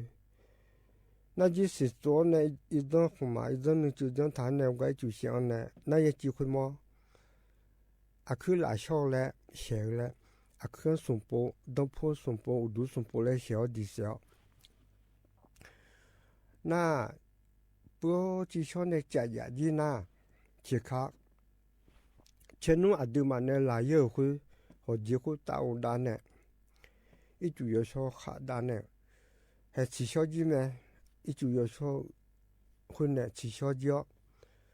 อ่ะเพจุบันจะได้เพจุบันต่อเพจุกุจะได้เพจุกุเลยจีช่อจียูดันต่อยังไงยูจะเข้าถึงยาคงตัวยังจีช่อละแล้วจีช่อจีน่ะเพลได้ยังตัวไหมเพลได้ตัวคนนั้นที่ดังงาเย่แล้วก็ยอดที่ดังสุดเย่แล้วยอละงาเย่ต่อเดินน่ะเสียเย่สุดเย่บดูสัตว์สองแล้วดอละน่าสุดเย่เดินน่ะเสียเย่ที่เย่ไม่สัตว์สองบดูเลยจังอ่ะอยู่หาซ้อนอยู่หาตัวเดินน่ะนั่นคือผมก็เล่าอยู่สองคนว่าอยู่สองอันดาล้อมอยู่สองอันดาที่จะดอกนั่นอยู่สองอันดาจะดอกนั่นอยู่สองอันมาจะดอกน่าจะมีอายุสู้ว่ามีอะไรจงอะไรข้าจะดูอยากจะเนี่ยงั้นหรอน่าชอบสมัยนั้นทั้งหมดยังล้อมเดือผู้ชายเพลจะพิจารณาเดือน่าอะไรเสียอุจิกเลยน่าทั้งหมดคนเนี่ยเชื่อสุดาละเพลจะละเรื่องอะไรเอาดูก็เลยทั้งหมดคนเนี่ยบีอุลาเนี่ยอุลาจริงอ่ะเดี๋ยวน่าเขาจะจบก็เดี๋ยวน่าเพลจะค่อยเจอเนี่ยไหมเชื่อสุดาคนหรออยากจีฉันอยากจีมาเชื่อสุดค่อยจูเลยจ้ามาเดี๋ยวเนี่ยตัวจ้าไม่ยอมหัวเราเองเธอเชื่อสุดาตัวก็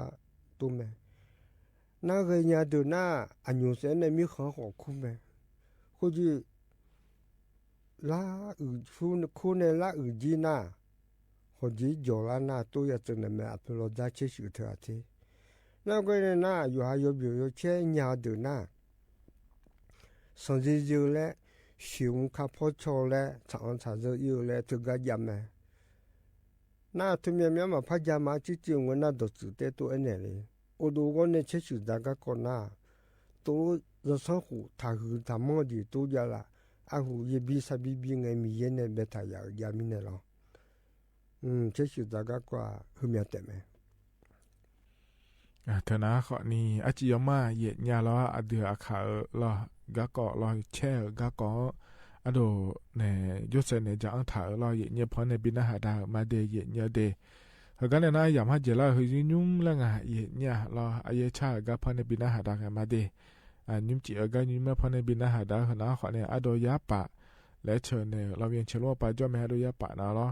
เนี่ยชาลอเย็ดเนี่ยก็หมายยามให้เจล่าหรือเพราะบินาหาดาเนี่ยไอยามเจียนะขอเนี่ยขออีมาล้อยอฮานาโลจิอยู่เมื่อเดยเนียวเดอาการเลือดสอดหลักขาดแช่ตานิทัวแล้วเนี่ยล้อกามยอมมัวดัวล้อสวัสดิ์เจ้าหมายเนี่ยงานเนี่ยอายุเฉมือนเนี่ยที่ขอแล้วพัฒนจุลมาเดขออีมาดูธรรมะ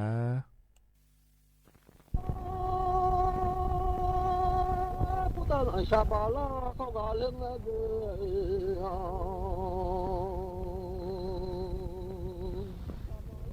你让下巴拉放啊，来你让下那马，有呀路啊人啊，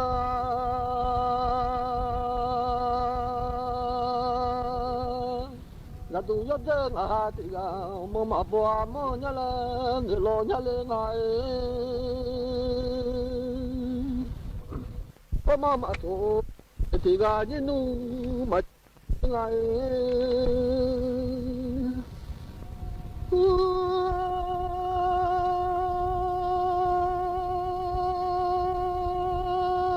咱妈妈下路的啊，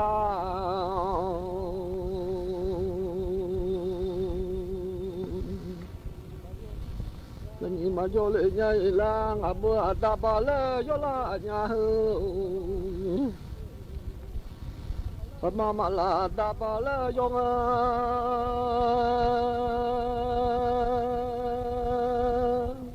我妈妈下大把龙，有拉面谢谢伢。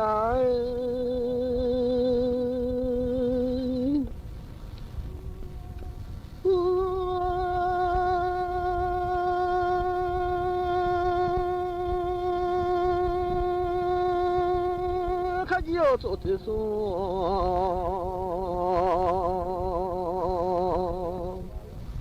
要拉高个来啊，这生活来我买，就做嘛不呀嘞，还是在下这啊湖，我个这啊湖在马下做嘛不来呀嘞，你拉面嘞。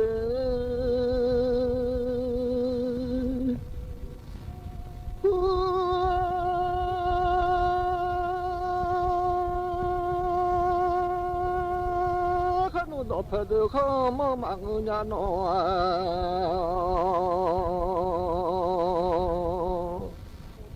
我做到拍的好么忙，我下到拍的啊，你看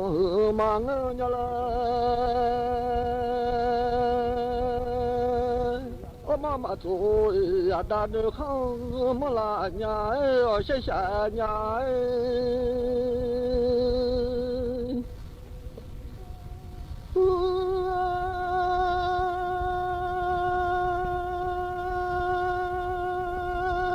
妈妈下路啊大的好，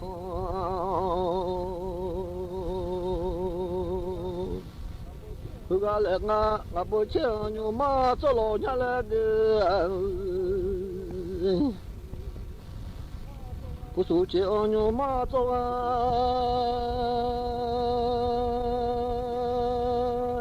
不是请你妈做脚，嘛不来伢嘞，不是请你妈做脚，要拉伢要谢谢。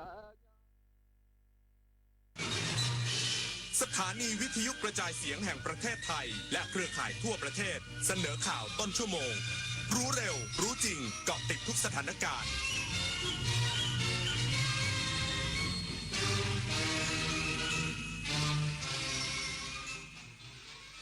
ร รับฟังข่าวต้นชั่วโมง 22 นาฬิกากับพินโยรุ่งสมัย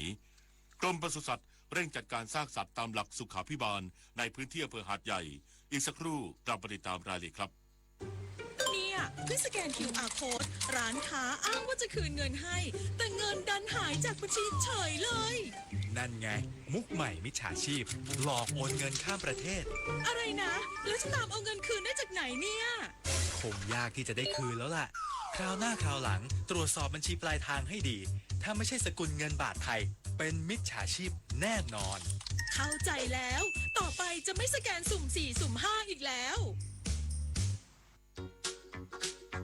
อยากเกษียณสบายไม่เป็นภาระใคร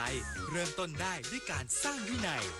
ออมก่อนใช้อย่างน้อย 10% ของรายได้อย่างสม่ำเสมอมีเงินสำรองไว้ยามฉุกเฉินคำนวณเงินเก็บที่ควรมีก่อนเกษียณ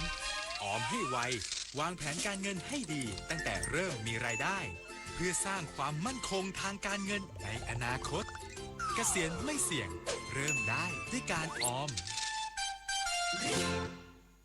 ยังยิงยาวปากกระเป๋ายิงฉุบโอ้พี่โกงอ่ะไหนบอกว่าจะออกค้อนบทเรียนเรื่องความซื่อสัตย์บางครั้งเริ่มจากเกมเล็กๆแค่1 เกมแต่การไม่โกงในวันนี้อาจกลายเป็นรากฐานของคนดีในวันหน้าเด็กไทยทุกคนไม่ยอมต่อการเอาเปรียบสังคมไทยในอนาคตจะเต็มไปด้วยคนรุ่นใหม่ที่ยึดถือความถูกต้องโปร่งใสและกล้าปกป้องความจริงเริ่มต้นความซื่อสัตย์จากเรื่องเด็กๆเด็กไทยไม่โกงใครและไม่ให้ใครโกงปฏิบัติการ Re-X-Ray เริ่มแล้วทั่วประเทศค้นหาผู้เสพเข้ารับการบำบัดและล่าผู้ค้ายาเสพติดให้หมดสิ้นจากทุกพื้นที่ร่วมเป็นหูเป็นตาไม่ปกป้องคนผิดเพราะความร่วมมือของเราคือกำแพงสำคัญในการป้องกันพบเบาะแสยาเสพติดหรือเจ้าหน้าที่รัฐเกี่ยวข้องแจ้งได้ที่สายด่วนปปส1386ร่วมกัน Re-X-Ray เพื่อสังคมไทยปลอดยาเสพติดไม่เสพไม่ขายไม่ทำลายอนาคตกรมปศุสัตว์ร่วมกับสำนักงานมาตรฐานสินค้าเกษตรและอาหารแห่งชาติเร่งจัดการซากสัตว์ตามหลักสุขาภิบาลในพื้นที่อำเภอหาดใหญ่จังหวัดสงขลาหลังน้ำลดเพื่อป้องกันการเกิดโรคระบาดในพื้นที่นายสัตวแพทย์สมชวนรัตนมงคลานนท์อธิบดีกรมปศุสัตว์กล่าวว่ากรมปศุสัตว์ร่วมกับสำนักงานมาตรฐานสินค้าเกษตรและอาหารแห่งชาติเร่งดำเนินการฟื้นฟูพื้นที่ประสบภัยในพื้นที่อำเภอหาดใหญ่จังหวัดสงขลาต่อเนื่องเป็นวันที่2ซึ่งการจัดการซากสัตว์เป็นภารกิจสำคัญที่สุดหลังน้ำลดเนื่องจากเป็นจุดเสี่ยงต่อการเกิดโรคระบาดในสัตว์และโรคติดต่อสู่คน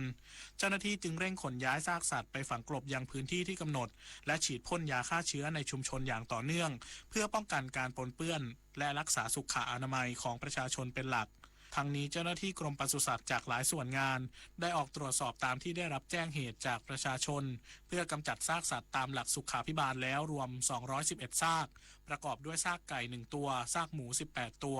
ซากแพะ157ตัวซากโค23ตัวซากสุนัข10ตัวซากแมว2ตัวสามารถช่วยเหลือโคมีชีวิตได้1ตัวหากประชาชนพบซากสัตว์ในพื้นที่ประสบภัยให้รีบแจ้งเจ้าหน้าที่ทันทีที่สายด่วนด่านกักกันสัตว์สงขลา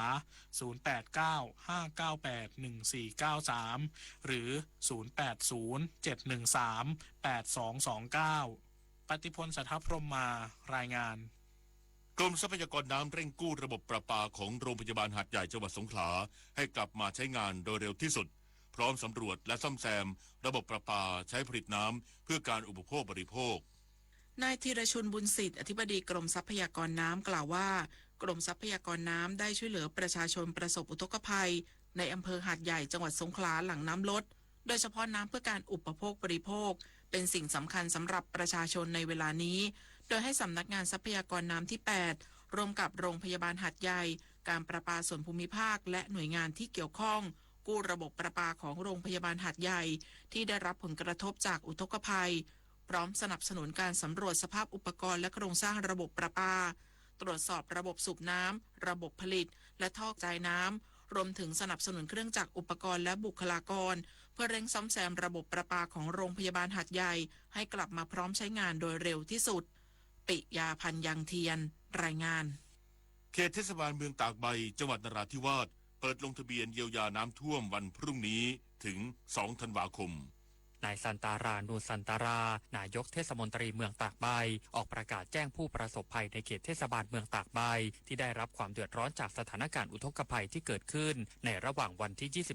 23-26 พฤศจิกายน 2568 ให้เตรียมตัวสำหรับการยื่นคำร้องขอรับความช่วยเหลือและเงินเยียวยาจากภาครัฐโดยทางเทศบาลได้กำหนดวันเปิดรับลงทะเบียนในวันที่ 2-3 ธันวาคม 2568 ณ กองสวัสดิการสังคมเทศบาลเมืองตากใบจังหวัดนราธิวาสทั้งนี้เพื่อให้การดำเนินการเป็นไปอย่างรวดเร็วและตรวจสอบสิทธิ์ได้อย่างถูกต้องขอให้ผู้ประสบภัยเตรียมเอกสารหลักฐานมาให้ครบถ้วนในวันดังกล่าวโดยแบ่งเกณฑ์เอกสารตามลักษณะที่อยู่อาศัยได้แก่กรณีที่เป็นเจ้าของกรณีเป็นบ้านเช่ากรณีบ้านไม่มีเลขที่ทั้งนี้จะพิจารณาการจ่ายเงินตามหลักเกณฑ์การจ่ายเงินช่วยเหลือผู้ประสบภัยในพื้นที่ประกาศเขตภัยพิบัติฉุกเฉินตามที่ราชการกำหนดนอกจากนี้ผู้ลงทะเบียนต้องผูกบัญชีพร้อมเพย์กับเลขบัตรประจำตัวประชาชน13หลักเท่านั้นวิรพัฒน์เพชรสูตรสวท.สุไหงโกลกจังหวัดนราธิวาสรายงานจบข่าวพิญญรุ่งสมัยอ่านรับฟังข่าวครั้งต่อไปเวลา 23:00 น.ติดตามข่าวที่นำเสนอไปแล้วได้ที่ www.thainews.prd.go.th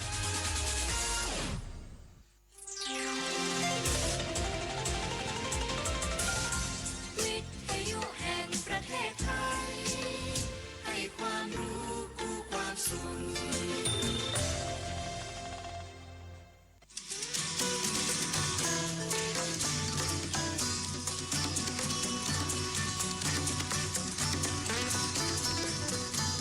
บนเส้นทางของถนนสายนี้เรามีบทเพลงเพื่อชีวิตดนตรีกวีศิลปะวัฒนธรรมวรรณกรรมมาฝากคุณทุกวันเสาร์และอาทิตย์กับเราที่นี่ถนนดนตรี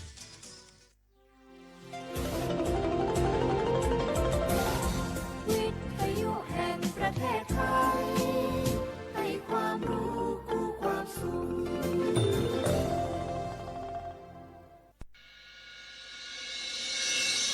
สถานีวิทยุกระจายเสียงแห่งประเทศไทยจังหวัดเชียงใหม่ AM 1476 กิโลเฮิรตซ์สถานีวิทยุภาคภาษาชาติพันธุ์แห่งเดียวในประเทศไทยที่มีความทันสมัยเชื่อถือได้สร้างอัตลักษณ์กลุ่มชาติพันธุ์สู่สากล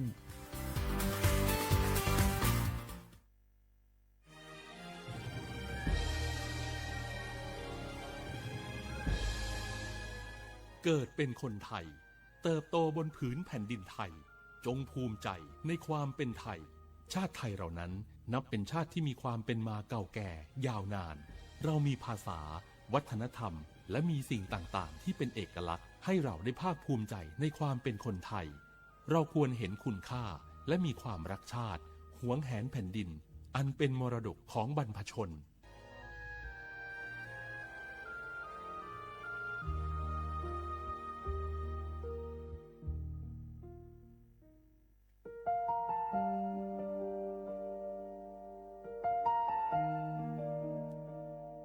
ขอน้อมเกล้าถวายอาลัยสมเด็จพระพันปีหลวงพระแม่แห่งแผ่นดินผู้ทรงเมตตาเหนือเกล้าขอพระองค์เสด็จสู่สวรรคาลัยข้าพระพุทธเจ้าข้าราชการและเจ้าหน้าที่สถานีวิทยุกระจายเสียงแห่งประเทศไทยจังหวัดเชียงใหม่กรมประชาสัมพันธ์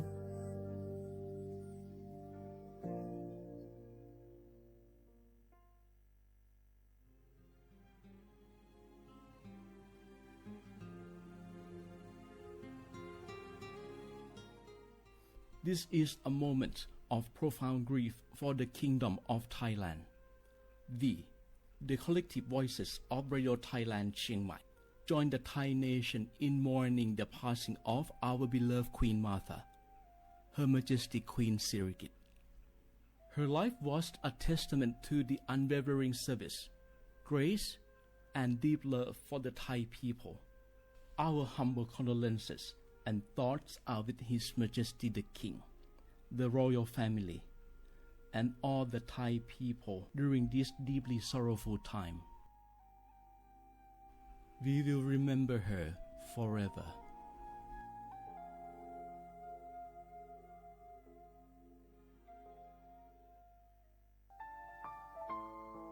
เฮาค่ะพี่น้องเจ้าคือไตมีตั้งหมองเจออันเจ้านางหอคำสมเด็จพระนางเจ้าสิริกิติ์พระบรมราชินีนาถพระบรมราชชนนีพันปีหลวงเลยเข้าสวนหมักหักคำนนเพกว่าย้อนสู้เก่าตึงปันเฮาวิเย็นขวัญเงาเจ้าเฮาค่ะฮอดถึงตีสุคติกัดเย็นเสกำเฮาค่ะพี่น้องก้นคือไต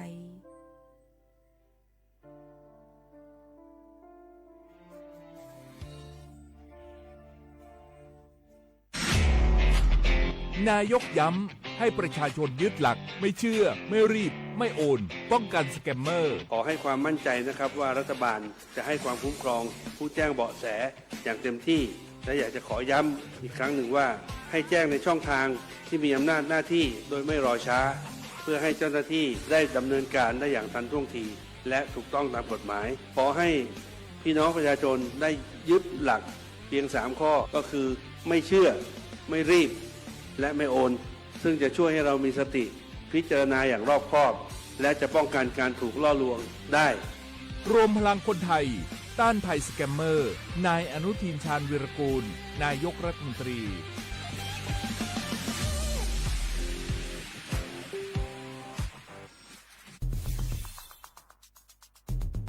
แค่3 ปีความเสียหายจากอาชญากรรมไซเบอร์ของคนไทยพุ่งทะลุถึง 94,000 ล้านบาทหรือเฉลี่ยปีละ 30,000 ล้านบาท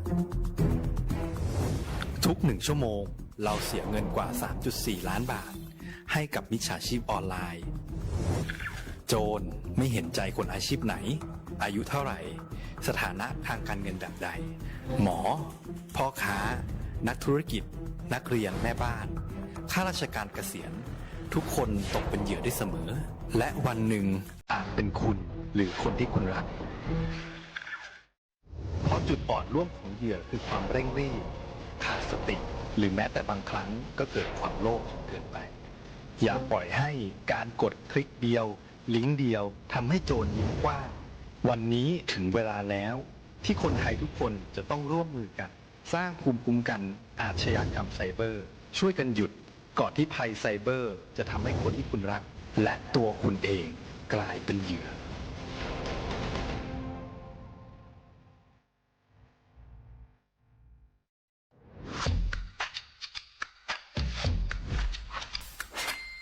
ก ลับมาแล้ววันนี้กับโครงการคนละครึ่ง plus รัฐออกครึ่งประชาชนออกครึ่งช่วยเศรษฐกิจไทยหมุนเวียนเติบโตถ้าเราช่วยกัน plusต่อยอดให้เศรษฐกิจไทยเติบโตอย่างยั่งยืนด้วย5 plus plus ที่ 1 เพิ่มช่วงอายุผู้เข้าร่วมโครงการจาก18 ปีเป็น16 ปี plus ที่ 2 เพิ่มวงเงินใช้จ่ายจาก150 บาทเป็น200 บาทเพิ่มพลังซื้อของประชาชนเพื่อกระตุ้นการหมุนเวียนในระบบเศรษฐกิจฐานรากลดภาระค่าครองชีพ plus ที่ 3 เพิ่มสิทธิพิเศษด้วยการดูแลผู้ที่อยู่ในระบบภาษีให้ได้รับสิทธิพิเศษมากขึ้นเพื่อสร้างแรงจูงใจให้ทุกคนร่วมอยู่ในระบบอย่างโปร่งใส plus ที่ 4 เพิ่มโอกาสให้นิติบุคคลขนาดเล็กเข้าร่วมได้ให้ธุรกิจเติบโตเป็นกำลังสำคัญของเศรษฐกิจไทย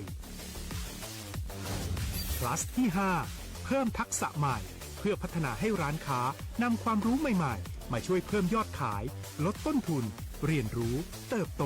และปรับตัวไปกับเทคโนโลยีใหม่เพื่อสร้างเศรษฐกิจที่แข็งแกร่งจากคนละครึ่งสู่คนละครึ่ง plus ไม่ว่าจะสั่งข้าวคนละจานชาเขียวคนละแก้วขนมเค้กคนละชิ้นหรือหลายๆชิ้นก็ใช้ส่วนลดได้ทันทีสูงสุดวันละ200 บาทแถมใช้กับฟู้ดเดลิเวอรี่ก็ยังได้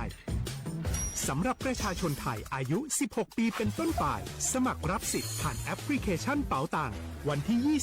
20-26 ตุลาคม 2568 สำหรับร้านค้าที่สนใจร่วมโครงการสมัครได้ผ่านแอปถุงเงินวันที่ 15 ตุลาคมถึง 19 ธันวาคม 2568 แล้วเตรียมพร้อมรับลูกค้าจากทั่วประเทศ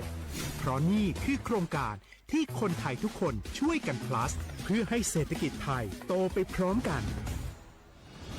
โครงการคนละครึ่ง plus ดำเนินการภายใต้เป้าหมายที่ชัดเจนของรัฐบาลในความต้องการกระตุ้นเศรษฐกิจ ลดภาระค่าครองชีพให้ประชาชนและยกระดับศักยภาพผู้ประกอบการไทยให้พร้อมในยุคดิจิทัลโดยยังคงยึดหลักความโปร่งใสตรวจสอบได้และป้องกันการใช้สิทธิ์ที่ผิดวัตถุประสงค์คนละครึ่ง plus เพิ่มพลังเศรษฐกิจไทยพร้อมโตไปด้วยกัน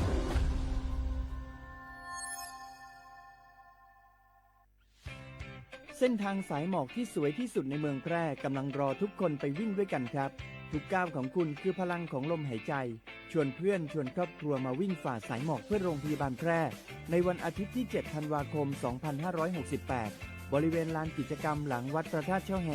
มาร่วมกันส่งต่อพลังแห่งความดีเพราะทุกก้าวของคุณช่วยต่อชีวิตให้กับผู้ป่วยในโรงพยาบาลแพร่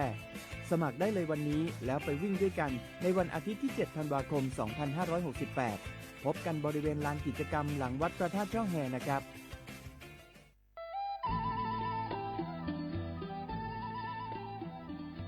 จังหวัดลำพูนโดยสำนักงานวัฒนธรรมจังหวัดลำพูนขอเชิญชวนทุกท่านร่วมย้อนวันวานสัมผัสมนต์เสน่ห์ตลาดวัฒนธรรมถนนสายวัฒนธรรมย่านเมืองเก่าข่วง1,400ถนนรถแก้วชวนมาชมชิมช็อปกับสินค้าพื้นเมืองของกิ่งบ้านเฮามากกว่า100ร้านค้าพร้อมชมการแสดงศิลปะวัฒนธรรมล้านนาและกิจกรรมดีๆจากชุมชนท้องถิ่นทุกวันเสาร์และอาทิตย์ตั้งแต่วันที่25 ตุลาคม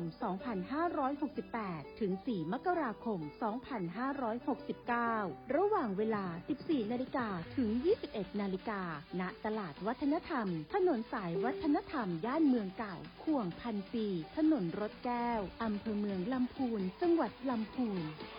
ร่วมแต่งผ้าเมืองใส่เสื้อผ้าเมืองเดินย้อนวันวานเก็บภาพความประทับใจในย่านเมืองเก่าแล้วคุณจะหลงรักเสน่ห์เมืองลำพูน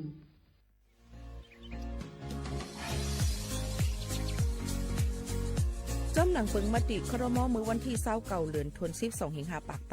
67เฮาฮิปเน็ตแกลิดปัญหาสถานะและสัญชาติคนอันอยู่ตั้งเมืองจึงไทยจอมมาตรา17นั่น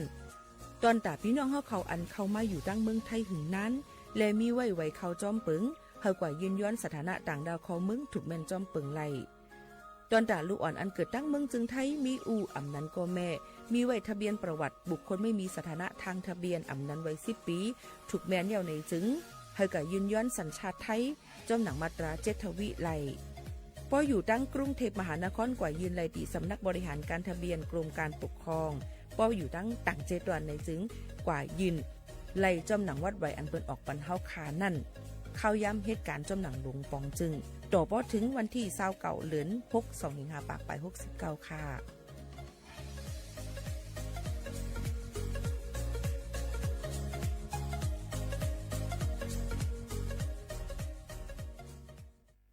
พี่น้องเขาสนใจใครปืนเผาผ่านตั้งห้องปล่อยเสียงสวทเก้งใหม่ปั่นตั้งหูห่มปาดังมีดังซื้อถ่อมแจ้งแล้งหลีกว่าไก่ในปืนตีเจดอนเก้งใหม่กับสืบมาไลตี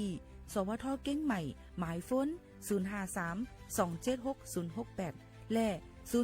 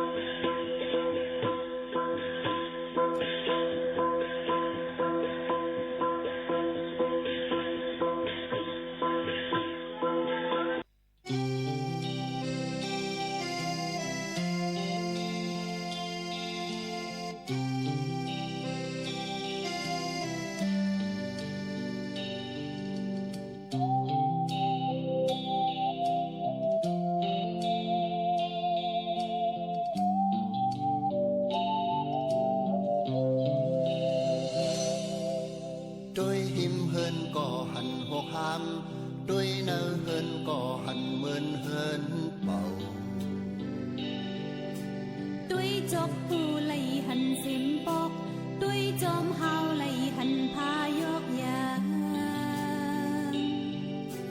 獨屬仇恨更在卡邦表怕人อันจะเป็นหันคนเฮาเศร้าอยู่กงจะมีคนสั่งอยู่โล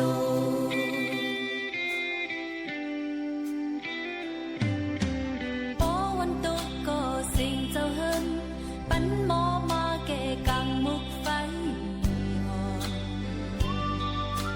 กุนนำเนียงอยู่คมละดมจงคนใครลองว่าพื้นโลกสมุกินกุมปอลำหอบพื้นลำมุนปันเสวันลินตำพักฮีพักเลอแก้ววักเต้านำเต้าลินแล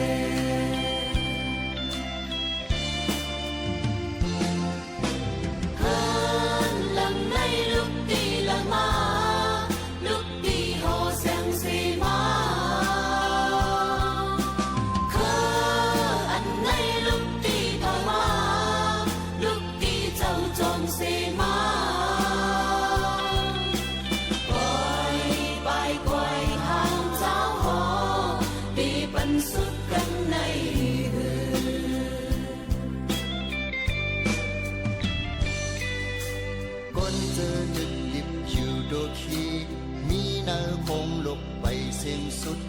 หมอมีพรปุญญาตาจนแค้นเห็นลอยายาเสือโฮมกอกเดียว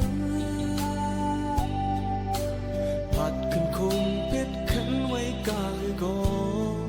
มองมังตากว่าแกเคยสุดไว้หมดจงเลยอดเย็นกันอื่นโอ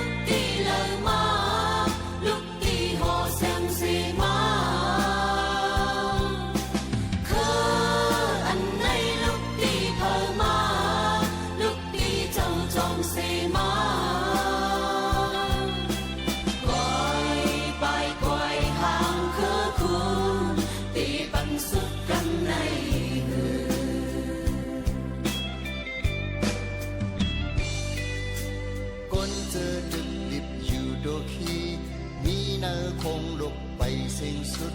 หมอมีพรปุญญาตาจนแค้นเห็นลอยายาเศร้าโฮมกอกเหลียวผัดขึ้นคมเพชรขันไว้กายก็มองมาตากว่าแกเคยสุดไว้หมดจนเลยอดเย็นกันอื่นโอ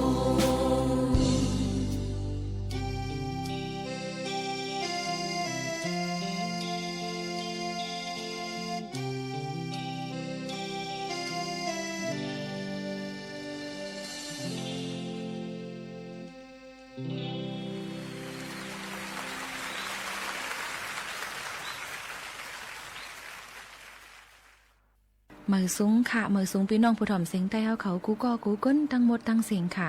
พบชบกันที่ห้องปล่อยเสียงใต้สวทวิ่งเก่งมือเจรอนเก่งมือ AM 1476 กิโลเฮิรตซ์ข่าวยาม 10 โมงต่อถึง 11 โมงกลางมื้อและกลางค่ำค่ะอุบโอตรงตากันในวันเมื่อไหนเนี่ยก็เอามาบ้าดังหลายลวงเลยอันฝากตอนสู้ถึงพี่ๆน้องๆเขาโซกาเลยมาพบทบกันตอนอ่อนตั้งเจอหนังไหนค่ะพี่น้องกูก็กูกวนเขาอันยินถ่อมเสียงใต้เขาอยู่ย่ำเลี้ยวมีมังกะละตอนตานาการตอนตานาเฮิรนตาเย่พี่น้องเขากูลองกูป้ายในคัดเจอใส่แห้งมาอยู่เป็นอ้อยก็อ้อยเซพี่ๆน้องๆเขาข้าวยาม 10 โมงต่อถึง 11 โมงกลางมื้อและกลางค่ำค่ะในวันอาทิตย์เสื้อหนังในเฮาคาเดมา มีธรรมตราสั่งสอนปอนปันพี่ๆน้องๆเขาให้แรงยินถ่อมธรรมตราเอาเข้าใส่เสียแหละคึงปองให้สร้างกว่าเลยลองตั้งสมาอาชีว่าอันพี่ๆน้องๆเขามีเสอำกายังเตเอามาปาดังเพลงความเอามาฝากตอนจนชื่อถึงพี่น้องเขากูก็กูก้นแคนดอไปสืบนินถ่อมด้วยดีตังในเสกัมเนี่ยค่ะข้าวเป็นยิ่งโมขาวนุ่นเนี่ยค่ะเลยมาเป็นโอ้ยก็พี่น้องเขาเป็นผู้จัดรายการอยู่ที่ในสีแหละสังวาลัดพิษลัดเปิงอำทูฮูแมนเจอเกาหลี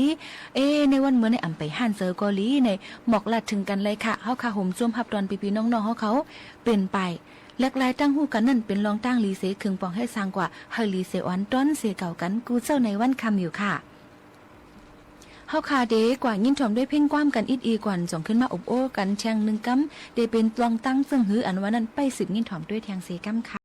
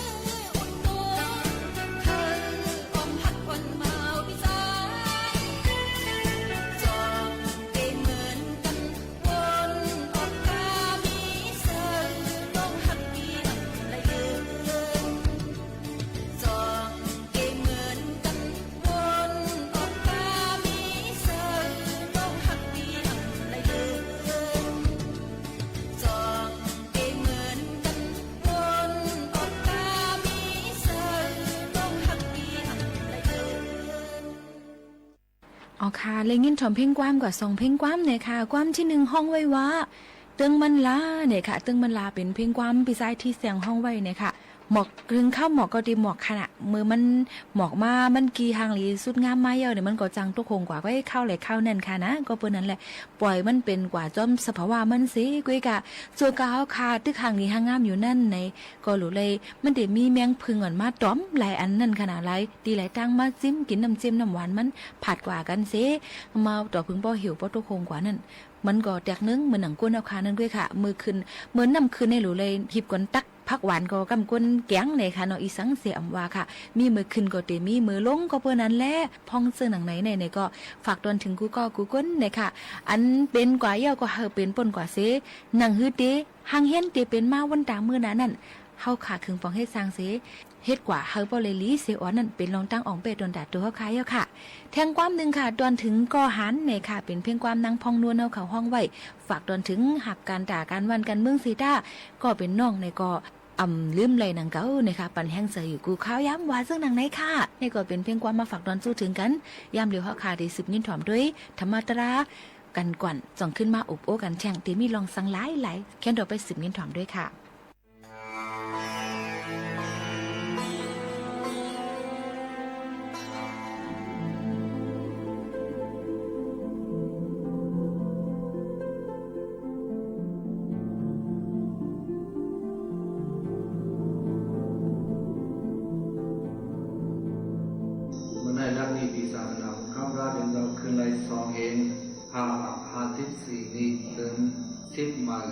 3 คำเมื่อในวันไหนก็ดีเจ้ามหาบดีไหนเป็นฟังกรรมฐานข้าวดัง10 วันเราเลยเฉามาเสียคำในฮาวาเสียกับวันกันทองตราเลยลองโคสุดโดว่าอะไรสื่อขอตราว่าอะไรก็โคสุดโด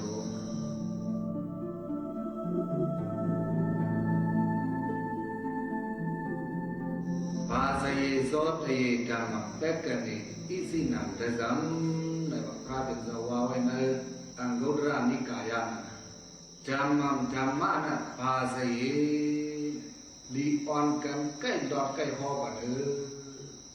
โสเทสัมดุขัสเหตุมันคือกันเปกนิอิสินังเตจัมเตจัมเป็น2 ผิว2 ผิวสยาหาของนั้นก็ลีออนกันปกปักกันมีโอกาสวันการเมืองก็ลีการเดินแห่งซึ่งในก็ตลีเพราะว่าเป็นเหตุการณ์ลองต้งหนึ่งมันมาเนี่ยเป็นปกปัก2 ผิวเป็นไว้อันนั้นทศาเนี่ยความบาลีว่าและเมื่อนั้นตราในก็ทำเป็นทศาแต่เจ้าสมณะเขาเจ้าสมณะในบอกว่าเจ้าอันมีตังกัดเย็นเจ้าอันหาตังกัดเย็นในบอกว่าซึ่งไหนให้กัดเย็นเสร็จตามที่กิเลสานั่นอย่าไปให้กิเลสาผู้พ่อนเขาอันมีอยู่ก่อนนั่นคือเทวดกว่าอันมีก่อนนั่นคือเต็มมีมาเนี่ยให้กิเลสารู้นั่นดูคัดใจโคตรปันมันวอดแบบมันเนี่ยนะอันนั้นพอคัดใจเหตุนั้นพอได้สมณะการเจ้าสมณะเขานั่นธรรมะอันว่าเนี่ยมันเหมือนกันดังเทศะ2 ผิวเขาเจ้ายาวเมื่อนั้นเมื่อเร็วเจ้าเสียวอ่อนหัวน้ำหน้าเสด็จปิดปุ๋ยให้เป็นบางกรรมฐานดีได้บอกว่าปกปักเทศะสมณะเขาเจ้าเขาจะเลยบอกเส้นไหนแต่เขาอ่อนกันมาอยู่มานั่งข้าวดังเก่ามือ10 วันไหนเสด็จมาอยู่ซ้อมพิงศาสนาเขาอยู่เรื่องไหนกินเรื่องไหนนอนเรื่องไหนก็เสียเขาสั่งสอนกันเส้นนั้นคัดใส่เอาตั้งผู้ธรรมะอันว่านั้นโคแบบกิเลสอันพุ่งมาอยู่ตีหมาใส่เขาคือใหญ่ๆนั่นเติร์ดปังตระหนังไหนเนี่ยมันเป็นปังปกปักเทศะ2 ผิวสยานะเขาเจ้าเลยว่าก็มันได้ตีปังปกปัก2 ผิวสมณะเขาเจ้าตีหนังไหนเนี่ยเจ้าเสียวจำผิดปังว่าบอกลาบ้าเจ้าเขาให้มาตีสนะช่วยบันเดคำในเขาว่าเสด็จมาโหกันกันสิลูมาอ่อนกันเฮ็ดปาสยะโหดราโซเดยะเฮ็ดอันตระปุริโกนเนี่ยเขาเจ้าคือเฮือนเปื้อนใส่ตีหมาหูใส่เขาทั้งมันเนี่ยเขาจะได้กล่องใส่คอนั่นเมียว ธรรมะอันว่าไหนเพราะว่ามันคือเรื่องเบื้องฝันไหนก็ในเมืองโกนหลงไหนมันกัดเย็นเพราะว่าธรรมะคือเรื่องเบื้องฝันไหนก็ในเมืองโกนหลงไหนมันหูควันหุมหางในเขานั้นขบผ้าวางปีมาไหนพวกมาหลงด้วยยาสีผ้าพอเลยเฮาแห้งเด็ดๆนำโซเกียบโซเข้าไว้ในพวกคนมาก็คือพวกซึมลงไว้เลยอันนั้นมันเป็นสังหารในยาสีหูควันมาไม่มาเลือเก่าย้อนเบอร์สังหารในพอเบอร์ว่าพวกเราอยากถึงยาปานาพอเบอร์นึกซ้ำแดงถึงจะได้ด้วยพวกเราอันเจอทัดสีดีเจจะได้จะได้สุดลงจะได้ก็มันแทงแห้งไม่มาพอเบอร์นึงซ้ำแดงอันพวกเราขึ้นเป็ดคู่ลิ้นเนี่ยเมื่อเราเดินดินเมืองหนึ่งทีได้เพราะผลลงมาเนี่ยมันสูงเอาน้ำผลจะได้ไว้แล้วลงกว่าคดย่างปันต้นไม้ต้นดอกเขาอะไรมันกล้าซ้ำซึ่งย่างไว้ในดินเมืองหลวงปุ่น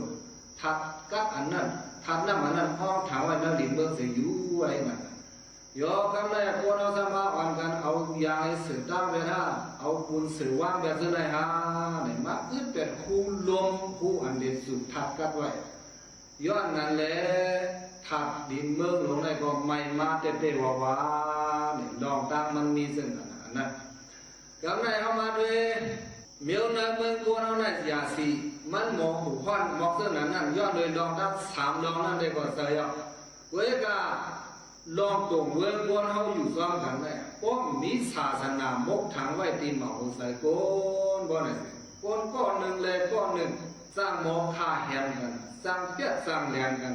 กายนาทุสริดังสรันติวาสายาทุสริดังสรันติมานะสาทุสริดังสรันติวะโอวะไปโลภะโทสะโมหะมานะซึ่งในพุ่มมาที่มโหสถกุลเพราะว่าที่มโหสถกุลนั้นโลภะอย่างมากโทสะอย่างมากโมหะอย่างมากมานะอย่างมากมัจฉริยะอย่างมากอิสสาอย่างมากพวกนั้นสกิเลสสารลงนั้นพวกเขามาห้องทางที่มโหสถกุลนั้นนำก็มีทัตระพดปันมันก็เลยพดตระอากุศลของเสด็จนำมาเนี่ยตรงเวิ้งวนก็ผูกขอนมาผู้รับก็เหลือมาคนสนก็เหลือมาคนแก่คนแหลงกันก็เหลือมาคนขายำกันตายก็เหลือมาให้สนั่นย้อนนั้นแหละจำมานั่นสองถึงนี้ให้มันเฮืองอ่ะกึ่งนี้ให้มันเฮืองเนาะให้มันเฮืองไหนเอาป้าหลงเต็กคำเนี่ยเลยตั้งไว้เหลือเข่งพระบอกกันนั่นไม่ได้กลุ่มนะตามผู้ธรรมะอันพระเป็นเจ้าห่อไว้ซะนั้นเพราะที่ว่าให้มันเฮืองไหนก็ได้แต่ไรเฮ็ดปากพอตราซะไหนสิแหละเอาสินใส่ตีหมอกใส่คนเมืองเฮาเข้ากันสังเกตแค่นี้เพราะบางกาเฮ็ดปากมันแค่เสด็จเต็กคำเด็ดตั้งไว้เหลือเข่งพระให้การคำมาคู่ไว้ตั้มกำนามาคู่ไว้ตั้มบอกกันนั้นไม่ได้อำไรวะ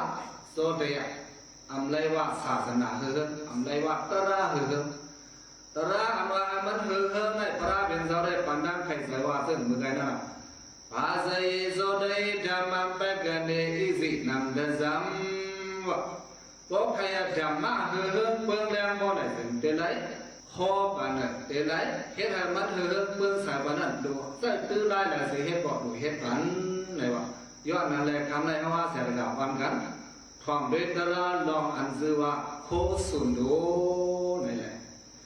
เพราะว่าโคสุนโดในก็ตะเกาเขาก็เต็มมีหังผ่าหังมันยาวโคสุนโดบ่ได้เด้อเมื่อเดี๋ยวเฮาว่าอ่อนกันมันนำแล้ววงธรรมลงได้สิท่องตระหลักตระลงที่ไหนตะเกาเขาต้องมีโคสุนโดมาเด้อนี่แค่ที่เฮาอันไว้ที่ลองแค่เพิ่นมาแล้วบ่ย่อต้องไม่ได้ซ้อมมันเด้ออันนั้นเป็นโคสุนโดโคสุนโดป้ามาผ่าหังมันมีอยู่ผ่าหังมันนำเอเมื่อโคสุนโดอันมาได้ก็ซ้ำดูไว้นั่นเก่านี่มันเป็นเครื่องลงตาไว้ก็เลยสั่งเครื่องยิบดังตื้อก็เลยสั่งไหนกูอันกูเมื่อตาเด็กกินเตย่ำเต็นลงเตไว้เตกว่าเตไปตั้งบนตั้งเสียงดูโคสุนโดบนวัดเพราะมีโคสุนโดนั่นไหลเป็นอันมากเพราะมีโคสุนโดซ้ำเป็นสังหวะเป็นก้นย้อนหวะเพราะว่ากดมาเห็นมาเอาก็ไหนปังอินคำอย่างอินคาเพราะว่าไหนมาไหนหลงแค่ในว่าความเขานั่นแค่แล้วย้อนไปว่าผ่านในมัดแค่แล้วแหละเขาหลวงนี้หลวงมาหลวงนี้โคสุนโดเพราะเขามีโคสุนโดว่าไหนถึงจะได้แปลงมือให้ย้อนไปนั่นนามไม่ก็เตว่ากันเดี๋ยวเพ พอเปิ่นปันมาใครจะดำดอกเปิ่นเฮงเก่าย้อนนั้นแหละโคสมดูนั่นแหละเป็นคือก่อนดูให้มันมีอ่ะนั่นคือเพราะว่าสะกอเต็มเป็นก้นย้อนกว่านะอันเฮาดีโกอยู่แต่ๆว่าๆเนี่ยผ่านในก็ดีโกไว้มันก็สองดีโกผ่านน่ะดีโกพระเดือนเสาร์ได้ก็ลาบนั่งคือเต็มผ่านนั้นก็ได้เสียงอุทานะสัมปดาอาริกาสัมปดาเนี่ยให้เต็มชวนอุทานะเนี่ยให้คัดใส่เฮ็ดหาเนี่ยก็พระเดือนเสาร์ปันนักให้เสาไว้อาริกาสัมปดาอันไรมาเอาเสนจัดให้เปิดตาเกียรติให้กันอย่าไปให้มันลู่หายไว้วอดกว่านั้นก็พระเดือนเสาร์ปันนักให้เสาไว้การมักมีเนี่ยพระเดือนเสาร์ก็หันดีย้อนนั้นแหละโคสมดูเนี่ยเป็นรองอย่างไว้เตๆว่าอันนี้เป็นลาลานั่นเดียวลูกกินก็ลูกโคสมดูลูกนุ่งก็ลูกโคสมดูลูกกว่าลูกไปมัดก็ลูกเป็นโคสมดูอย่างว่าสามารถเลยยิงออกโคกันเองกว่าว่าไหนสองโจทย์ใช่หรือเพื่อนก็บอกให้ฝันเขาเต็มๆนะอ่านหนักกันเลยจังปันเดลีลาลาเลยเดินปันกับว่าอย่างมาบอกมาแล้วเนี่ยเวลาพอเดี๋ยวว่าให้ซึ่งสาวเสด็จปันได้ก็จะยิ้มโคกว่าทั้งนั้นทั้งในกำรู้ยิ้มรถกำรู้ยิ้มกำรู้ว่าไหนมันแคบย้อนนั้นเนี่ยแต่ละมีโคสุนโดก็มีโคสุนโดว่าอะไรสิในนาเล็กฐานน้อยซึ่งความเมื่อไงนั่นพระเบียงเสาก็ว่าเป็นผู้มากลงอนาถบิณฑิกาเนี่ยเป็นตะกาจองพระเบียงเสาสกอดมาพระเบียงเสาเป็นพระมายาเพราะเนี่ยเข้าเมืองเสาเที่ยวเนี่ยเพราะผู้มากลงเพราะเนี่ยนับอย่างพระเบียงเสาเสียถ่องตราว่าถ่องตราความวิดาหุนำด้านความบาปและศาสนาเตวากันเดียวเป็นสั้นโซดาบันบาสังเกตจ้องอยู่ดับพระเบียงเสาลางหนึ่งจ้องสีดาวนากำนำความขันผู้ว่าจ้องสีดาวันเนี่ยจ้องหลังนั้นเป็นมันอยู่ไว้เพราะว่ามันอยู่ไว้สนามยาวในวันยาวพระเบียงเสาเมื่อมีที่จ้องสีดาวันนั้นมันอยู่ไว้นั่นเพราะไหนถึง1 วัน 2 ปอกเมื่อจ้องกาสีว่าหลายปอกวะ2 ปอกแต่การพี่น้องตาขี้เล่นมาจ้องรู้ว่าหลายปอกเขาพี่เขาได้ออกว่าปองเดินหาปองเขาว่ามาปองในเส้นนั้นเส้นนั้นบอกว่าใครมาไก่มาแล้วก็ในเขาสั่งจะได้วนด้วยแถบพื้นมันอีดอ่อนก้อนหนึ่งภูมิหมักหลวงก้อนนั้นเพราะว่ามันมือเกี่ยวไหนก็สุดทาหาถามือป่องมือไหนเนี่ยมีสิบอป้าคนดูคนดำมือแต่เสียวอ่ะเขาคัดสรรเหตุการณ์ด่านหน้าผู้สวนให้มันเป็นอาเซนกาการว่าเดียวนั้นด่านหน้าด้านหลวงว่าในคุกสลายจังหลวงคุกสลายก็ปล่อยมือเขาเวลาในไว้ใจเส้นนั้นคัดสรรเหตุมันเป็นอาเซนกาคัดสรรเหตุมันเป็นตั้งอย่างเพราะว่าเมื่อเกี่ยวมาในก็เมียวหนึ่งดูป้าตั้งหลวงเสร็จแล้วเมื่อไหร่วะการในก็ตั้งกินนั้นถึงได้พระเบียงเสาขอเสายาขอเสาขอการในนั้นเอาเมื่อดูประเทศไหน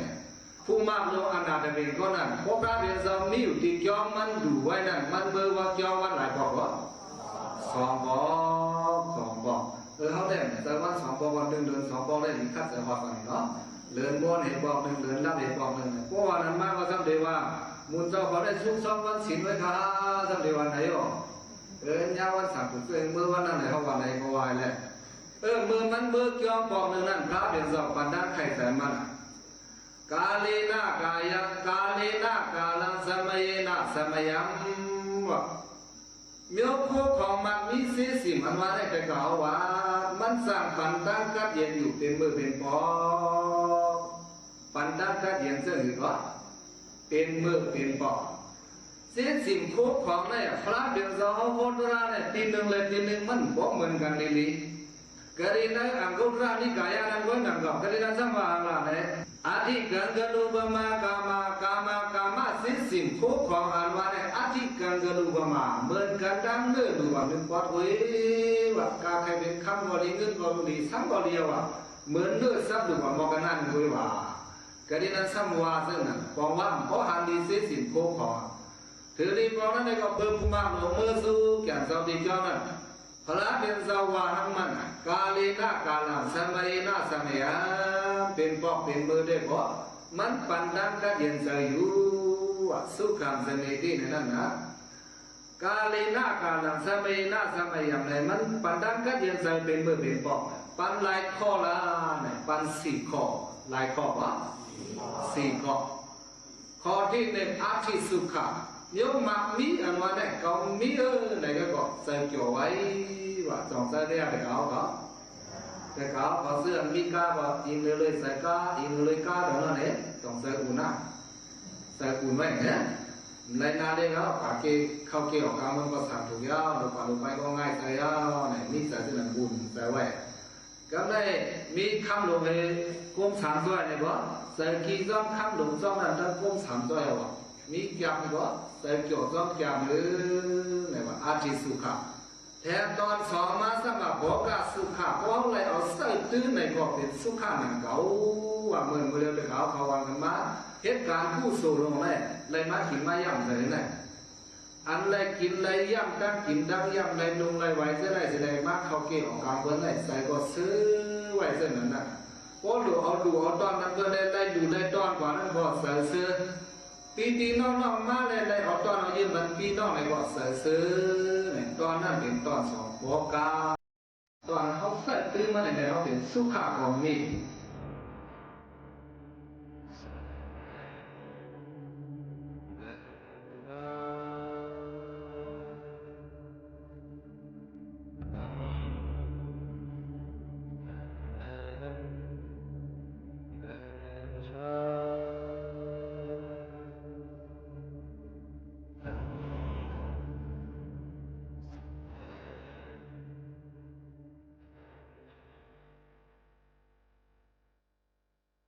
ธรรมดาเนี่ยก็เลยยินถ่อมกว่าเนี่ยค่ะโคสุนโตเนี่ยค่ะเจ้านันตาวุนสาเขาหมอกลาดนี่ไว้ห่อไว้ปันให้เขาหาพี่น้องเลยยินถ่อมกันกูก้นกูปานกูเส้นถ่อมเลยกูก็อำเลยแจกเพว่าก็นั่นก็ไหนอำเลยแจกเพว่าหรือเลยเป็นลูกอ่อนห้าก้นหลวงว่าเจ้าหนังไหนค่ะป้อเฮาค่ะเป็นก้นเกยย้ำพุทธภาษาอยู่ในซึ้งก็สืบยินถ่อมกันเลยกูก้นเหมือนกันเนี่ยค่ะเฮาค่ะขึ้นเตสืบยินถ่อมด้วยเที่ยงเอามาปันพี่น้องๆเขาในวันเมื่อไหร่เตเป็นลองสังไปสืบยินถ่อมด้วยค่ะนะสืบยินถ่อมด้วยค่ะ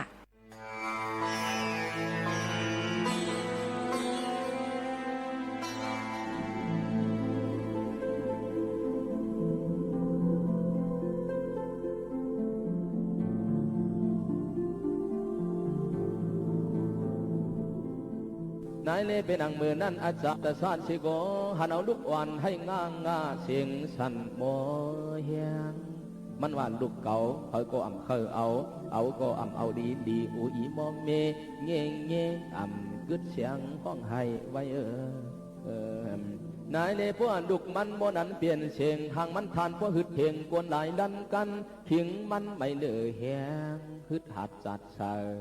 มือนั้นเวทีหิมิเจ้าหัดเต้าเขียวปอทำต่อลูกขวัดฮักชื่อหน้าอามใหญ่ขานตันมังชายาวนะว่าอันลูก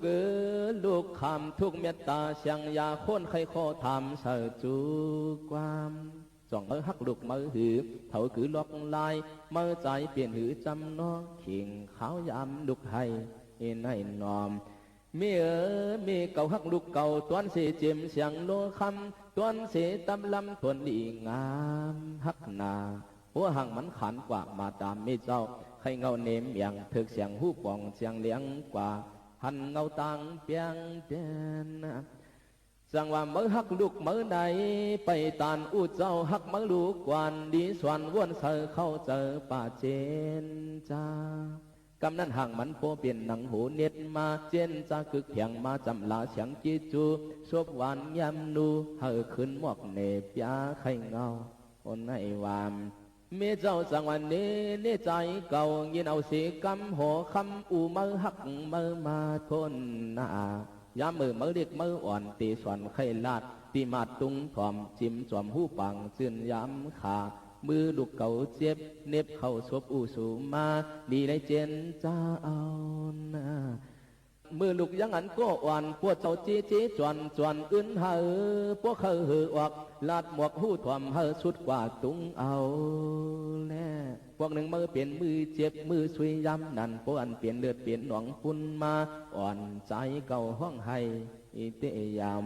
อู้สู่อินูเมือเฮียงฮักเปียงนำกำเอามือใจลวกหลายขึงปั่นตอนทูไล่ตัวเอาฮักนา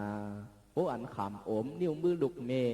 อยู่เกซบเก่าย้ำเผาเดือดก่อยย้อยเสือเข้าซบกว่าว่ามือมันคายใจดุกพอให้เงี้ยเงี้ยนั้นตื่นว่าหนวงเลือดผ่านพอเต็มปากตีถุ่มตีขากมือดุกซ้ำให้อูมือพออะไรอื่นเข้าโคกว่าเมตตาฮักใหญ่กว้างตวนหน้าขึ้นวนตัวเอาแล้วเคอปันเฮอมือให้เคอปันเฮอมือกินพวงยินโปหันดุปันโซปันจีปันตั้งวันมีเมาตั้มเตือนเมตตาอูมือในมันจางมันจืนเตียาวนายเลยพอได้ยินความเสือเบิ่งนั้นเปลี่ยนอันตกเสือตั้งเฮียงวนตัวเอาขนเนื้อตุ่มออกมันจังว่าพวกนั้นเก่าในกึ่งนิกจากอูเจ้าวนเข้าเจอปองขึ้นเนียดหาทองมั่นเอียนเลียนอันหมวกรถจึกปันไว้นายว่าหัวเลียนหัดเจ้าทองถึงปวงคุบไว้อันไข่ตวงปานขึ้นเปลี่ยนความอูเจ้าเอาออกขุนโปตาย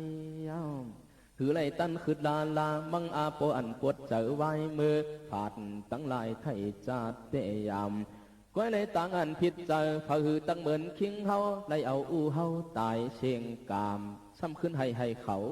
อืดเอาเมามากให้ว่าเมาถาดเอาน้ำตาหยาดได้เมาง่ายขึ้นขามเป็นลองขี่ขึ้นพวหูตัวก็ตกเลื่อนยาวในจังว่าอาจารย์ตศาสตร์ไขลาขึงสว่างเอาอู้คำทวงเย้าเสียงสากสุดกามขึ้นในพิษใจในเย้าเปิ่นว่าโกนหนกโกนตันโกนอันไก่ทำไก่ฉินเหมือนนังอีกุกเนื้อดินวันกาพอเปิ่นเอาเดียวถึงเผียวเลี้ยงมาปางเสือจะปิดหน้าตื่นว่าปอยอยู่เนื้อโมเปิ่นปอโคชาอาชานันยาวนายเนเป็นนางยามนันปอันดุมลามังอาเย็นความติวตาตัวหลวมสวมหูควักเจอยกกูวันเนอชนเฮเมายังอันนาดว่าอาจารย์ตศาสตร์เมื่อเอาอูเมื่อตายเย้าเกาซ้ำโลเอาพระตายเสก่อนขึงส่วนไว้อำภาคนิกจากตาเสปีซ้ำเหตุจอมนายว่าอัตตาวันหนึ่งย้อนเอานาลากีลีฮัตที่ชินเปียงงงทองจังอิ่มเล่าอำปีเมาเฮียงเหินเปิดตั้งพระมุนเสาเขาเนื้อตุงสวมด้วยจอมปล่อยงาเตียงผู้เจ้าในยามอาจารย์ตศาสตร์ก็หวังปันขึ้นอันปืนเนกวนเมืองเมื่อยามผ้าเสเลียงจืนจางตะไคว้ปล่อยตั้งจ้างหลวงเมาเหล่ากาจือกวนหลุมแดกวนเท่าปีเข้าเนื้อขวางอันที่ตั้งเปียงปีเข้าเนื้อเวียงนายว่ามือนั้นกวนเจอปรนำผู้เมือกวัดเสือกเจ้าสาตัวใหญ่จ้างขึงมังตวนต่างอันห้อยโซลงเพราะว่าอาคารจำถึงขับขึงเอาเหล้าเทียมปันซบหูกินเหย้าก็อันเมามูอาปากกากซบกงยองมาไว้ยามผู้อันเพียทางหนึ่งตัวควันหัวดึดหือกึดอันเหียนเวียนวินตินปั๊มเจเมียวกาตั้งลงโลดดาบก้นเจ้าติวตัดก็ไว้จังเรียกใหญ่ก้นก็อำฮัดเพียวเสือตั้งกว้างอำฮัดไปย่างสียามอ่อนถ่วมหูตื่นผ่านกูหยาบเผอก็เมียใบเผอมันยาวเนี่ยเพื่อนก็วันกันต่างลาดพระเปลี่ยนเจ้าเมียกุ้งใหญ่กูได้ยาเสือจังหยองเล่าอายสาบมาตัวแค้นตัวหยาดจ้อตุงสวมปีจอมตังไปยามในตัวหลวงไปงาตักมาหย่องโอนหมอปัดเจ้าโอนให้ยามพระเปลี่ยนเจ้าก็อ่ำยึดอ่ำโหนสมากลจนสันเดิงยังอันปัดโหดโตอ่ำพานอ่ำตีนเจ้าก็อ่อนเอายานสังขาจ้อกว่าตุงเขาวัดเต้าเพียวเสืออันสวดจังใหญ่หูปองปึงขัดเจินโมหูตังทำนายเลยเป็นอังมือนั่นอันเป็นนาลากีลีฮัตที่สินเปียงโคกองจังคุณเดียนแห้งปืนอาลาตาจื้อตอมเข้าย้องเขาเย่เขาตั้งนำตีนปั๊มงงทวงเจมสวงเขาเสียบเหลือเขาเอาเจมอ่องตากถูนเอาส่วนทางหน้าเฮือนหน้าเย่ตั้งนำเจเรียกทายาเย็บเปียดเตยามพวงงงสวยตีนปั๊มเมื่ออันตักจำมุนสงพระเจือนจวมมาอย่าหันเจ้าลายป้ามุงกว่าเผยก่ออ่อนกันต้องป่านฟ้าเปลี่ยนเจ้าก็เปิดจ้างหลงเมาเหล่าอ่ำหูป่าหูภายกับไก่ลองดังในโดเวยานยา ตัวในเมาเฮียงเจว่าพระเปลี่ยนเจ้าสมาอำไปอำกว่ามือนั้นเจ้าอานันตาป้นกว่าหน้าไปกว่าผู้หน้าตั้งปังโปจ้างตัวก็ปันหังยาคปีโตตักปุดตายตางพระเปลี่ยนเจ้าสมาคงตะโคอีเจ้าอานันตามามีเนื้อกลางเปียตายตังพระผู้หันทบยาจ้างไปเพียทางเอียนเลียนมายาวเอาค่ะข้าวยามค่ะจะมุดจำเสียงเยาซีเตย้อนผัดยันปีน้องๆของมือกว่าก่อนส่งขึ้นมาหบมาทบกันแท่งลุมลาป้าอยู่ดีตัวเสาเขาให้เตรียมทุนอย่าเลยเป็นตั้งเป็นรอกาอีสังซ้ำแท่งโจกะข้าวไหลข้าวนั่นมันคิงหมอกก็หมอกคิงหมักก็หมักมือหนังเฮาคาเลยลัดไว้นั่นเยาค่ะก็เปื้อนนั่นแหละเฮาค่ะมีมือเกิดมีมือเฮาค่ะหยุ่มดีกินหวานมีมือเท่ามาเก๋มาเสนี่ก็ปลายหลอดไหลลองตั้งตายก็เปิ้นนั่นแหละหนังฮื้อบ่ติดตายรักษาลมเจอนี่ก็ออนกันเหตุการณ์ตั้งลีกันกูก็กูก้นค่ะเฮาขำฮู้วันตายฮู้วันเกิดเสดาก็ฮู้วันตายฮู้ได้เป็นอีหยังในนั่นแหละเฮาคึงปองให้สร้างลองตั้งลีกันเฮ็ดหาเหตุการณ์ตั้งลีกู้สู่กันนำค่ะกู้สู่ตั้งลีอันว่านั่นก็อมจะว่าหลุดเลยก็เฮ็ดติวัดติเกียงติเหลียวก้อยอันนั้นค่ะมีน้ำใจฮักเนกันมีน้ำใจเอากันว่าป้ากันเป็นหมอยืนแหม่งปันกันเนมือก้นอันตู้หยาบคายเจ้าเขาอันนั้นก็เป็นการตั้งลีกู้สู่แทงอันนึงเหมือนกันก็เปิ้นนั่นแหละยุ่มยำว่าปีๆน้องๆผู้ถ่อมเสียงแต่เขาเตหูลีเลยเสค่าเขาก็สั่งเป็นไรอยู่ย้อนนั้นตอนแต่วันเมื่อไหร่อันไรลีก็เอาอันไรเมาก็พาว่างกันอย่างนำเสกำเสค่าเขายิงหมวกขานุ่นเลตางห้องปล่อยเสียงไต้สวทเวงเก้งใหม่ AM 1476ตีย้อนผัดยันปีน้องๆเขามือกว่าก่อนค่ะส่งขึ้นมาหกมาทบกันแทงค่ะนะย้อนสู้ปันกูก็กูก้นอยู่ลีกินหวานมักมีเงินคำเหตุการณ์ขึ้นอย่างเหมยสูงเฮาเลยหนังกลางเสยิงอันนั้นก็เฮาเตรียมทวนกันกูก็กูก้นค่ะตอนแต่วันเมื่อไหร่ม่อนๆค่ะขอบใจค่ะ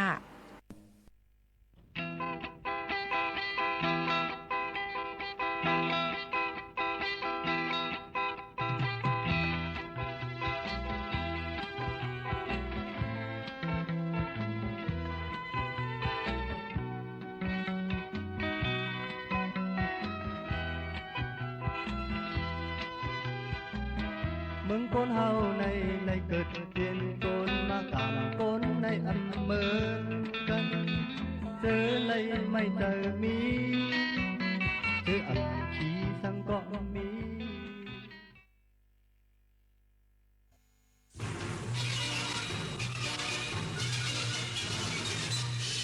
สถานีวิทยุกระจายเสียงแห่งประเทศไทยและเครือข่ายทั่วประเทศเสนอข่าวต้นชั่วโมงรู้เร็วรู้จริงเกาะติดทุกสถานการณ์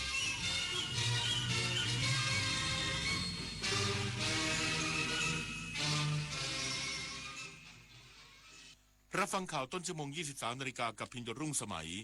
ประเทศไทยมีความเสี่ยงสูงที่จะได้รับผลกระทบจากการเปลี่ยนแปลงสภาพอากาศสุดขั้วอยู่ในอันดับ 17 ของโลกอีกสักครู่กลับมาติดตามรายละเอียดครับแสนอาลัยสมเด็จพระพันปีหลวงไทยทั้งปวงหมองหม่นก่นร่ำให้พระผู้เสด็จสู่ฟ้าสวรรคาลัยแนบดวงใจตามพระบาททุกชาติภพปวงประชาน้อมสำนึกในพระมหากรุณาธิคุณเป็นล้นพ้นอันหาที่สุดมิได้ข้าพระพุทธเจ้าคณะผู้บริหารข้าราชการและเจ้าหน้าที่สถานีวิทยุกระจายเสียงแห่งประเทศไทยกรมประชาสัมพันธ์เนี่ยเพิ่งสแกน QR Code ร้านค้าอ้างว่าจะคืนเงินให้แต่เงินดันหายจากบัญชีเฉยเลยนั่นไงมุกใหม่มิจฉาชีพหลอกโอนเงินข้ามประเทศอะไรนะแล้วจะตามเอาเงินคืนได้จากไหนเนี่ยคงยากที่จะได้คืนแล้วล่ะคราวหน้าคราวหลังตรวจสอบบัญชีปลายทางให้ดีถ้าไม่ใช่สกุลเงินบาทไทยเป็นมิจฉาชีพแน่นอนเข้าใจแล้วต่อไปจะไม่สแกนสุ่ม4สุ่ม5อีกแล้วปฏิบัติการ Re-X-Ray เริ่มแล้วทั่วประเทศค้นหาผู้เสพเข้ารับการบำบัดและล่าผู้ค้ายาเสพติดให้หมดสิ้นจากทุกพื้นที่ร่วมเป็นหูเป็นตาไม่ปกป้องคนผิดเพราะความร่วมมือของเราคือกำแพงสำคัญในการป้องกันพบเบาะแสยาเสพติดหรือเจ้าหน้าที่รัฐเกี่ยวข้องแจ้งได้ที่สายด่วนปปส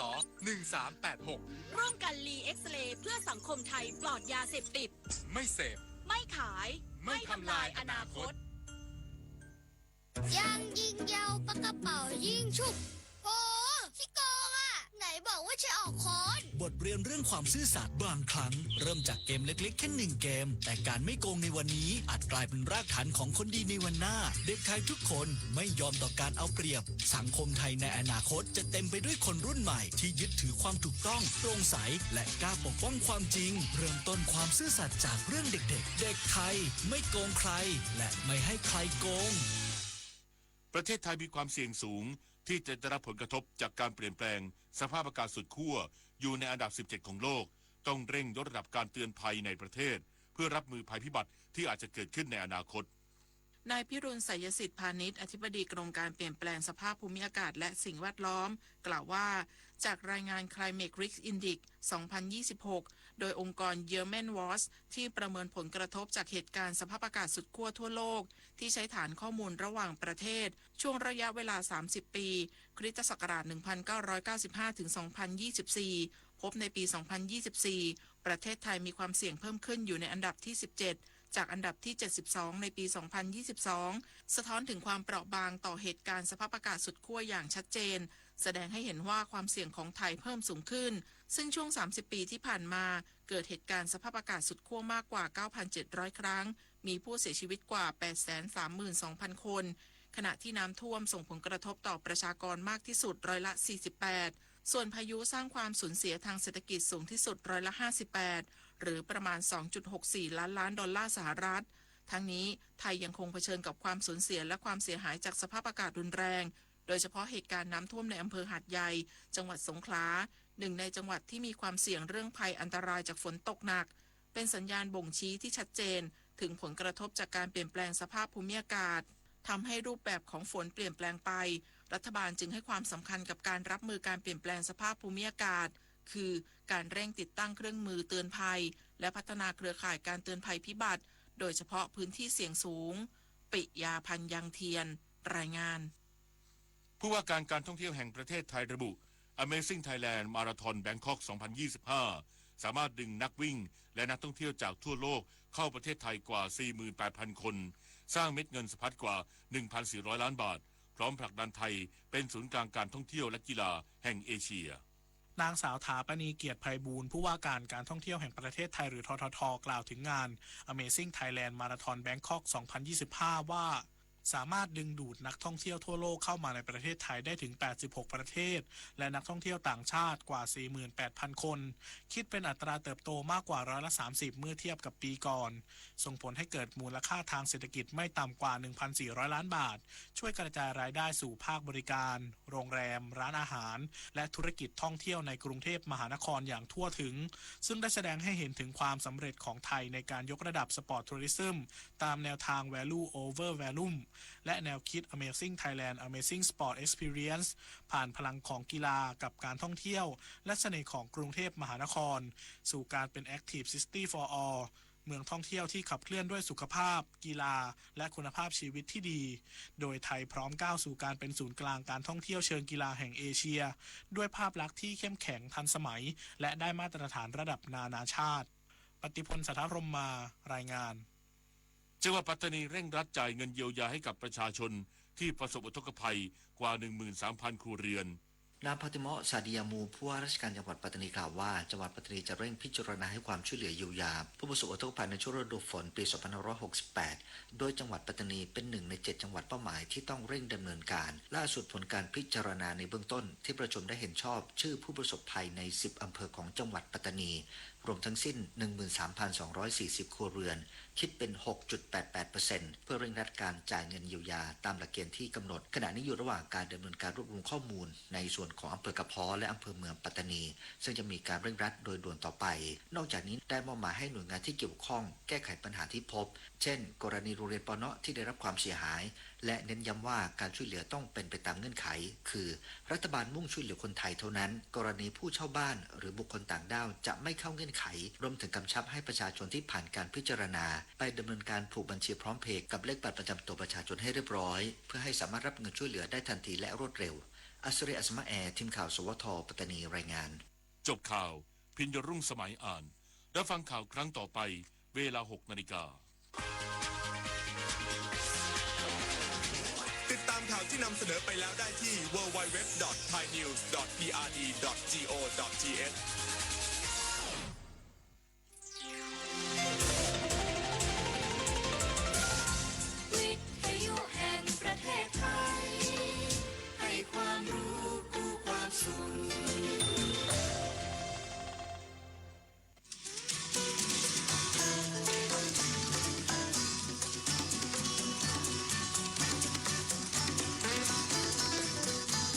บนเส้นทางของถนนสายนี้เรามีบทเพลงเพื่อชีวิตดนตรีกวี ศิลปะวัฒนธรรมวรรณกรรมมาฝากคุณทุกวันเสาร์และอาทิตย์กับเราที่นี่ถนนดนตรี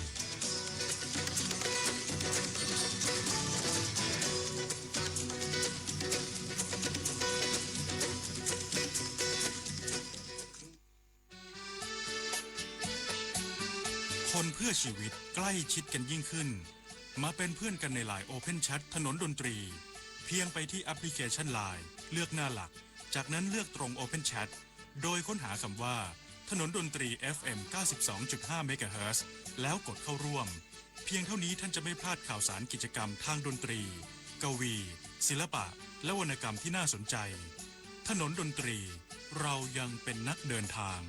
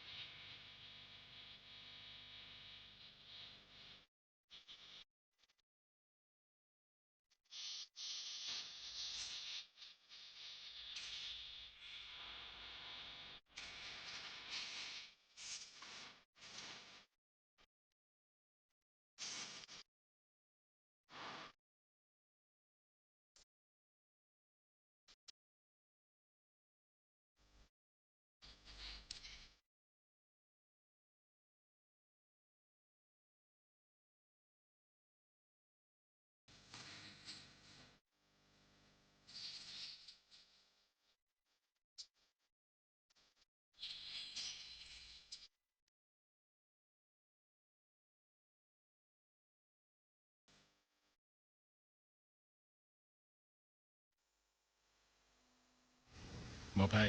ท่านผู้บริการสวทปัตตานีนะครับท่านขอมาจิราภาหนูชัยที่เดินทางถึงสงขลาที่บ้านเรียบร้อยแล้วนะครับเดินทางปลอดภัยนะครับแล้วก็ติดตามถนนดนตรีระหว่างเดินทางโดยการออนไลน์ของสถานีวิทยุนะครับเดี๋ยวนี้ก็ออนไลน์ในต่างๆโดยไม่ต้องหมุนคลื่นไปตามจังหวัดนั้นๆนะครับแต่ทางวิทยุก็ยังฟังอยู่นะครับก็แจ้งบอกว่าถามคนที่เขามารับของที่เขานำมาแจกแล้วก็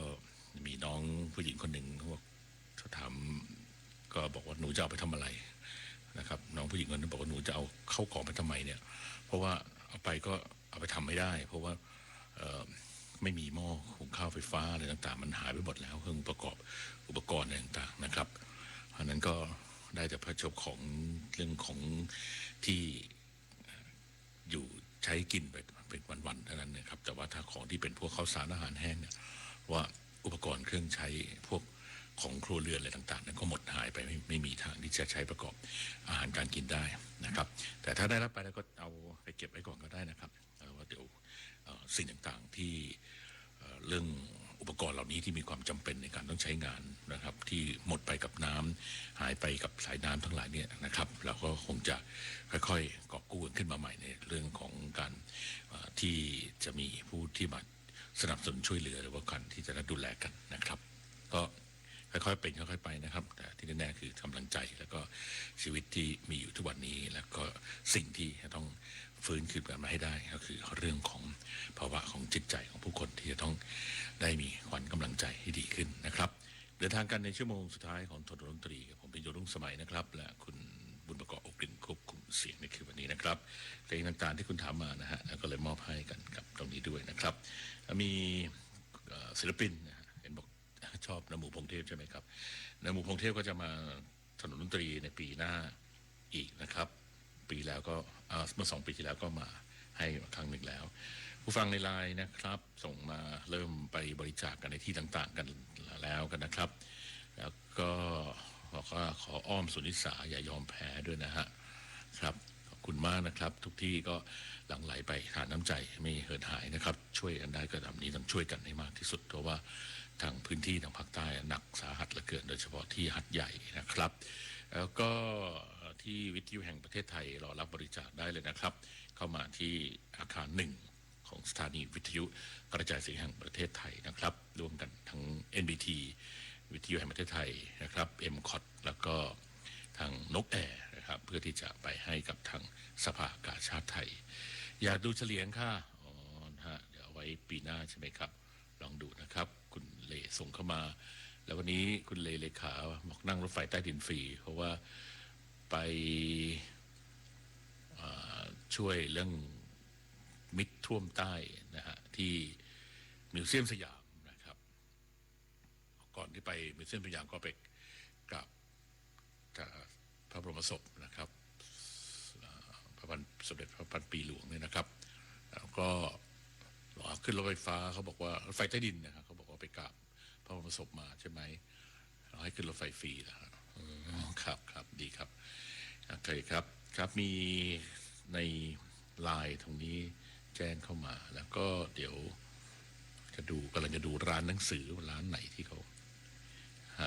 ลุยเขา Mix Music Festival สนับสนุน100,000 บาทนะครับที่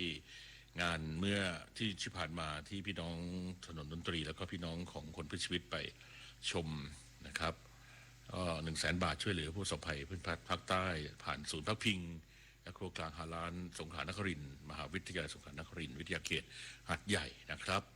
ขอบคุณทางลุยเขา Music Festival ด้วยนะครับแจ้งมาแล้วนะฮะครับก็อีกทุกที่ทุกทางที่เราจะเริ่มร่วมกันได้นะครับทหารเรือลุยน้ำลุยมาตั้งแต่ลงต้นๆแล้วครับทั้งหน่วยซิลหน่วยทุกหน่วยที่เข้าไปนะครับก็ตอนนี้ก็ระยะฟื้นฟูเรื่องเยียวยาเรื่องการช่วยเหลือดำเนินต่อไปนะครับหน่วยกู้ภัยก็กลับไปอย่างที่ท่านผู้มีการจิรภาหนูชัยได้แจ้งให้ทราบเมื่อสักครู่ที่ระหว่างทางนะฮะได้เห็นทีมงานกู้ภัยนำรถลากเรือนำเรือแพยางเรือเครื่องเรือติดท้ายเรือต่างๆอุปกรณ์ที่มาช่วยพี่น้องทางภาคใต้ก็กำลังได้เดินทางกลับสู่ที่ตั้งกันต่อไปนะครับก็ฝากขอบพระคุณจากใจชาวใต้ทุกท่านที่ประสบเหตุแล้วก็ที่ได้รับการช่วยเหลือจากทีมกู้ภัยทุกทีมด้วยนะครับคนจนผู้ยิ่งใหญ่ครับ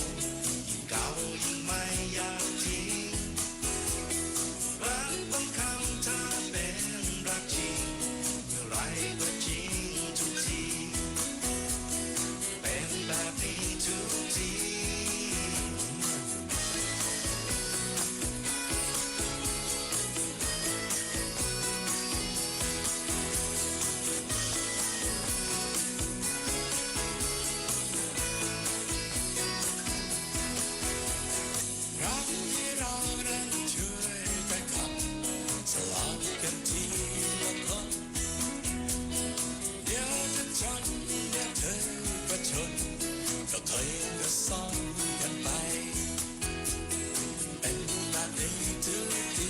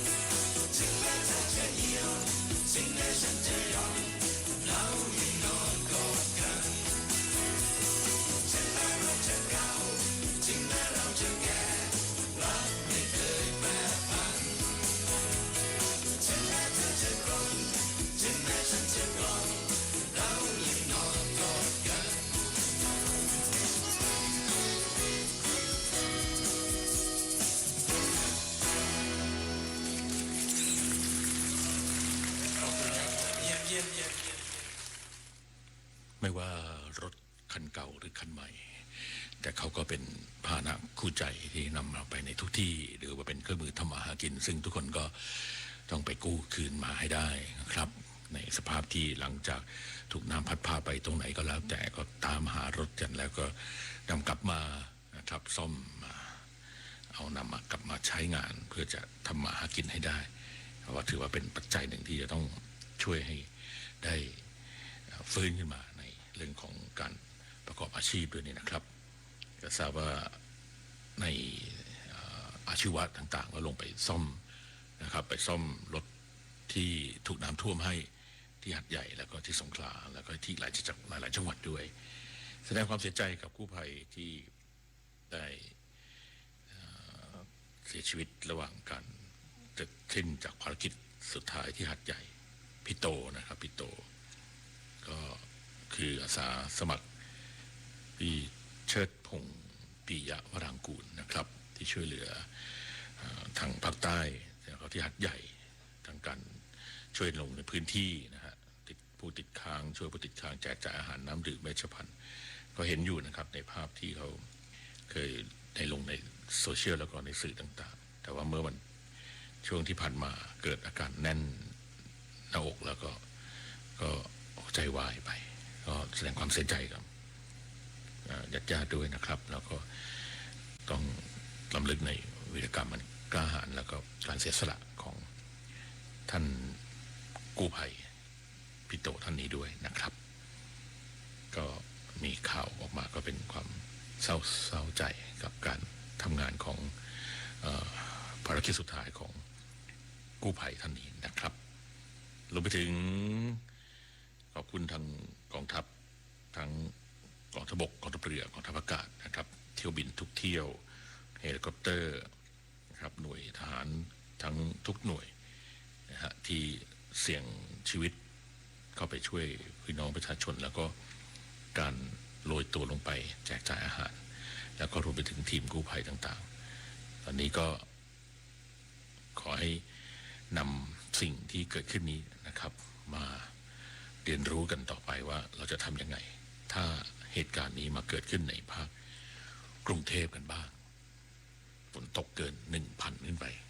ในระหว่าง 4-5 วันติดกันแล้วน้ำไม่ระบายไปไหนแล้วถ้าท่วมหนักๆ 4-5 เมตรในพื้นที่กรุงเทพเราจะทำยังไงเราจะอยู่กันแบบไหนและเราจะ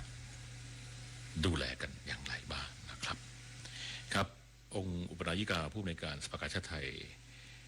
สมเด็จพระนิธิถาธิราชเจ้ากรมสมเด็จพระเทพรัตนราชสุดาสยามราชกุมารีนะครับ จัดตั้งโรงครัวพระราชทานร่วมกับมูลที่อาสาเพื่อนพึ่งพายามยากนะครับก็จัดส่งหน่วยรถสื่อสารสภากาชาติไทยพร้อมเจ้าหน้าที่สนับสนุนพิกัดแผนที่กลุ่มเปราะบางที่ประสบภัยรถระนาบสูงเสริมทัพร่วมปฏิบัติการในพื้นที่ภาคใต้เรือท้องแบนพร้อมเครื่องยนต์บุคลากรทางการแพทย์ของโรงพยาบาลจุฬาลงกรณ์สภากาชาติไทยแพทย์พยาบาลเภสัชกรพร้อมยาเวชภัณฑ์และอุปกรณ์ทางการแพทย์ที่จำเป็นเพื่อร่วมช่วยเหลือฟื้นฟูเยียวยาในพื้นที่ภาคใต้เหล่ากาชาติจังหวัดลงเยี่ยมมอบถุงยางชีพขนมยาให้กำลังใจผู้ประสบภัยแล้วก็ส่งโลหิตสำรองให้กับโรงพยาบาลในพื้นที่ภาคใต้ตอนนี้เชิญชวนร่วมบริจาคโลหิตนะครับเดี๋ยวผมก็คงจะต้องไปบริจาคโลหิตเพิ่มเติมให้ด้วยกันนะครับครับก็ช่วยอะไรได้พยายามหาทางช่วยกันนะครับนะฮะ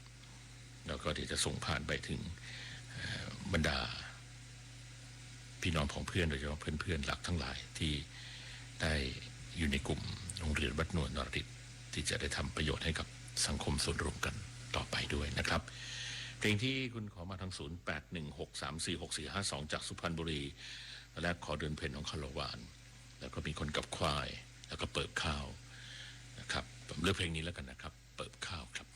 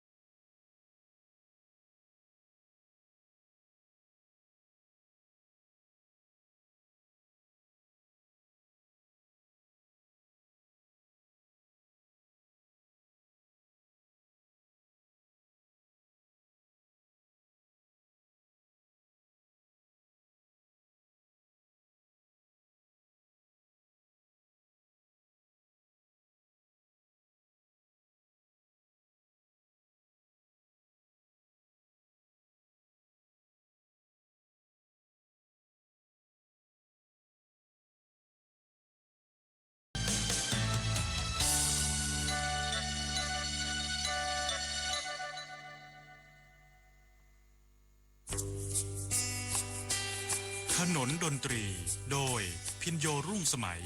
สถานีวิทยุกระจายเสียงแห่งประเทศไทยทุกวันเสาร์และวันอาทิตย์เรายังเป็นนักเดินทาง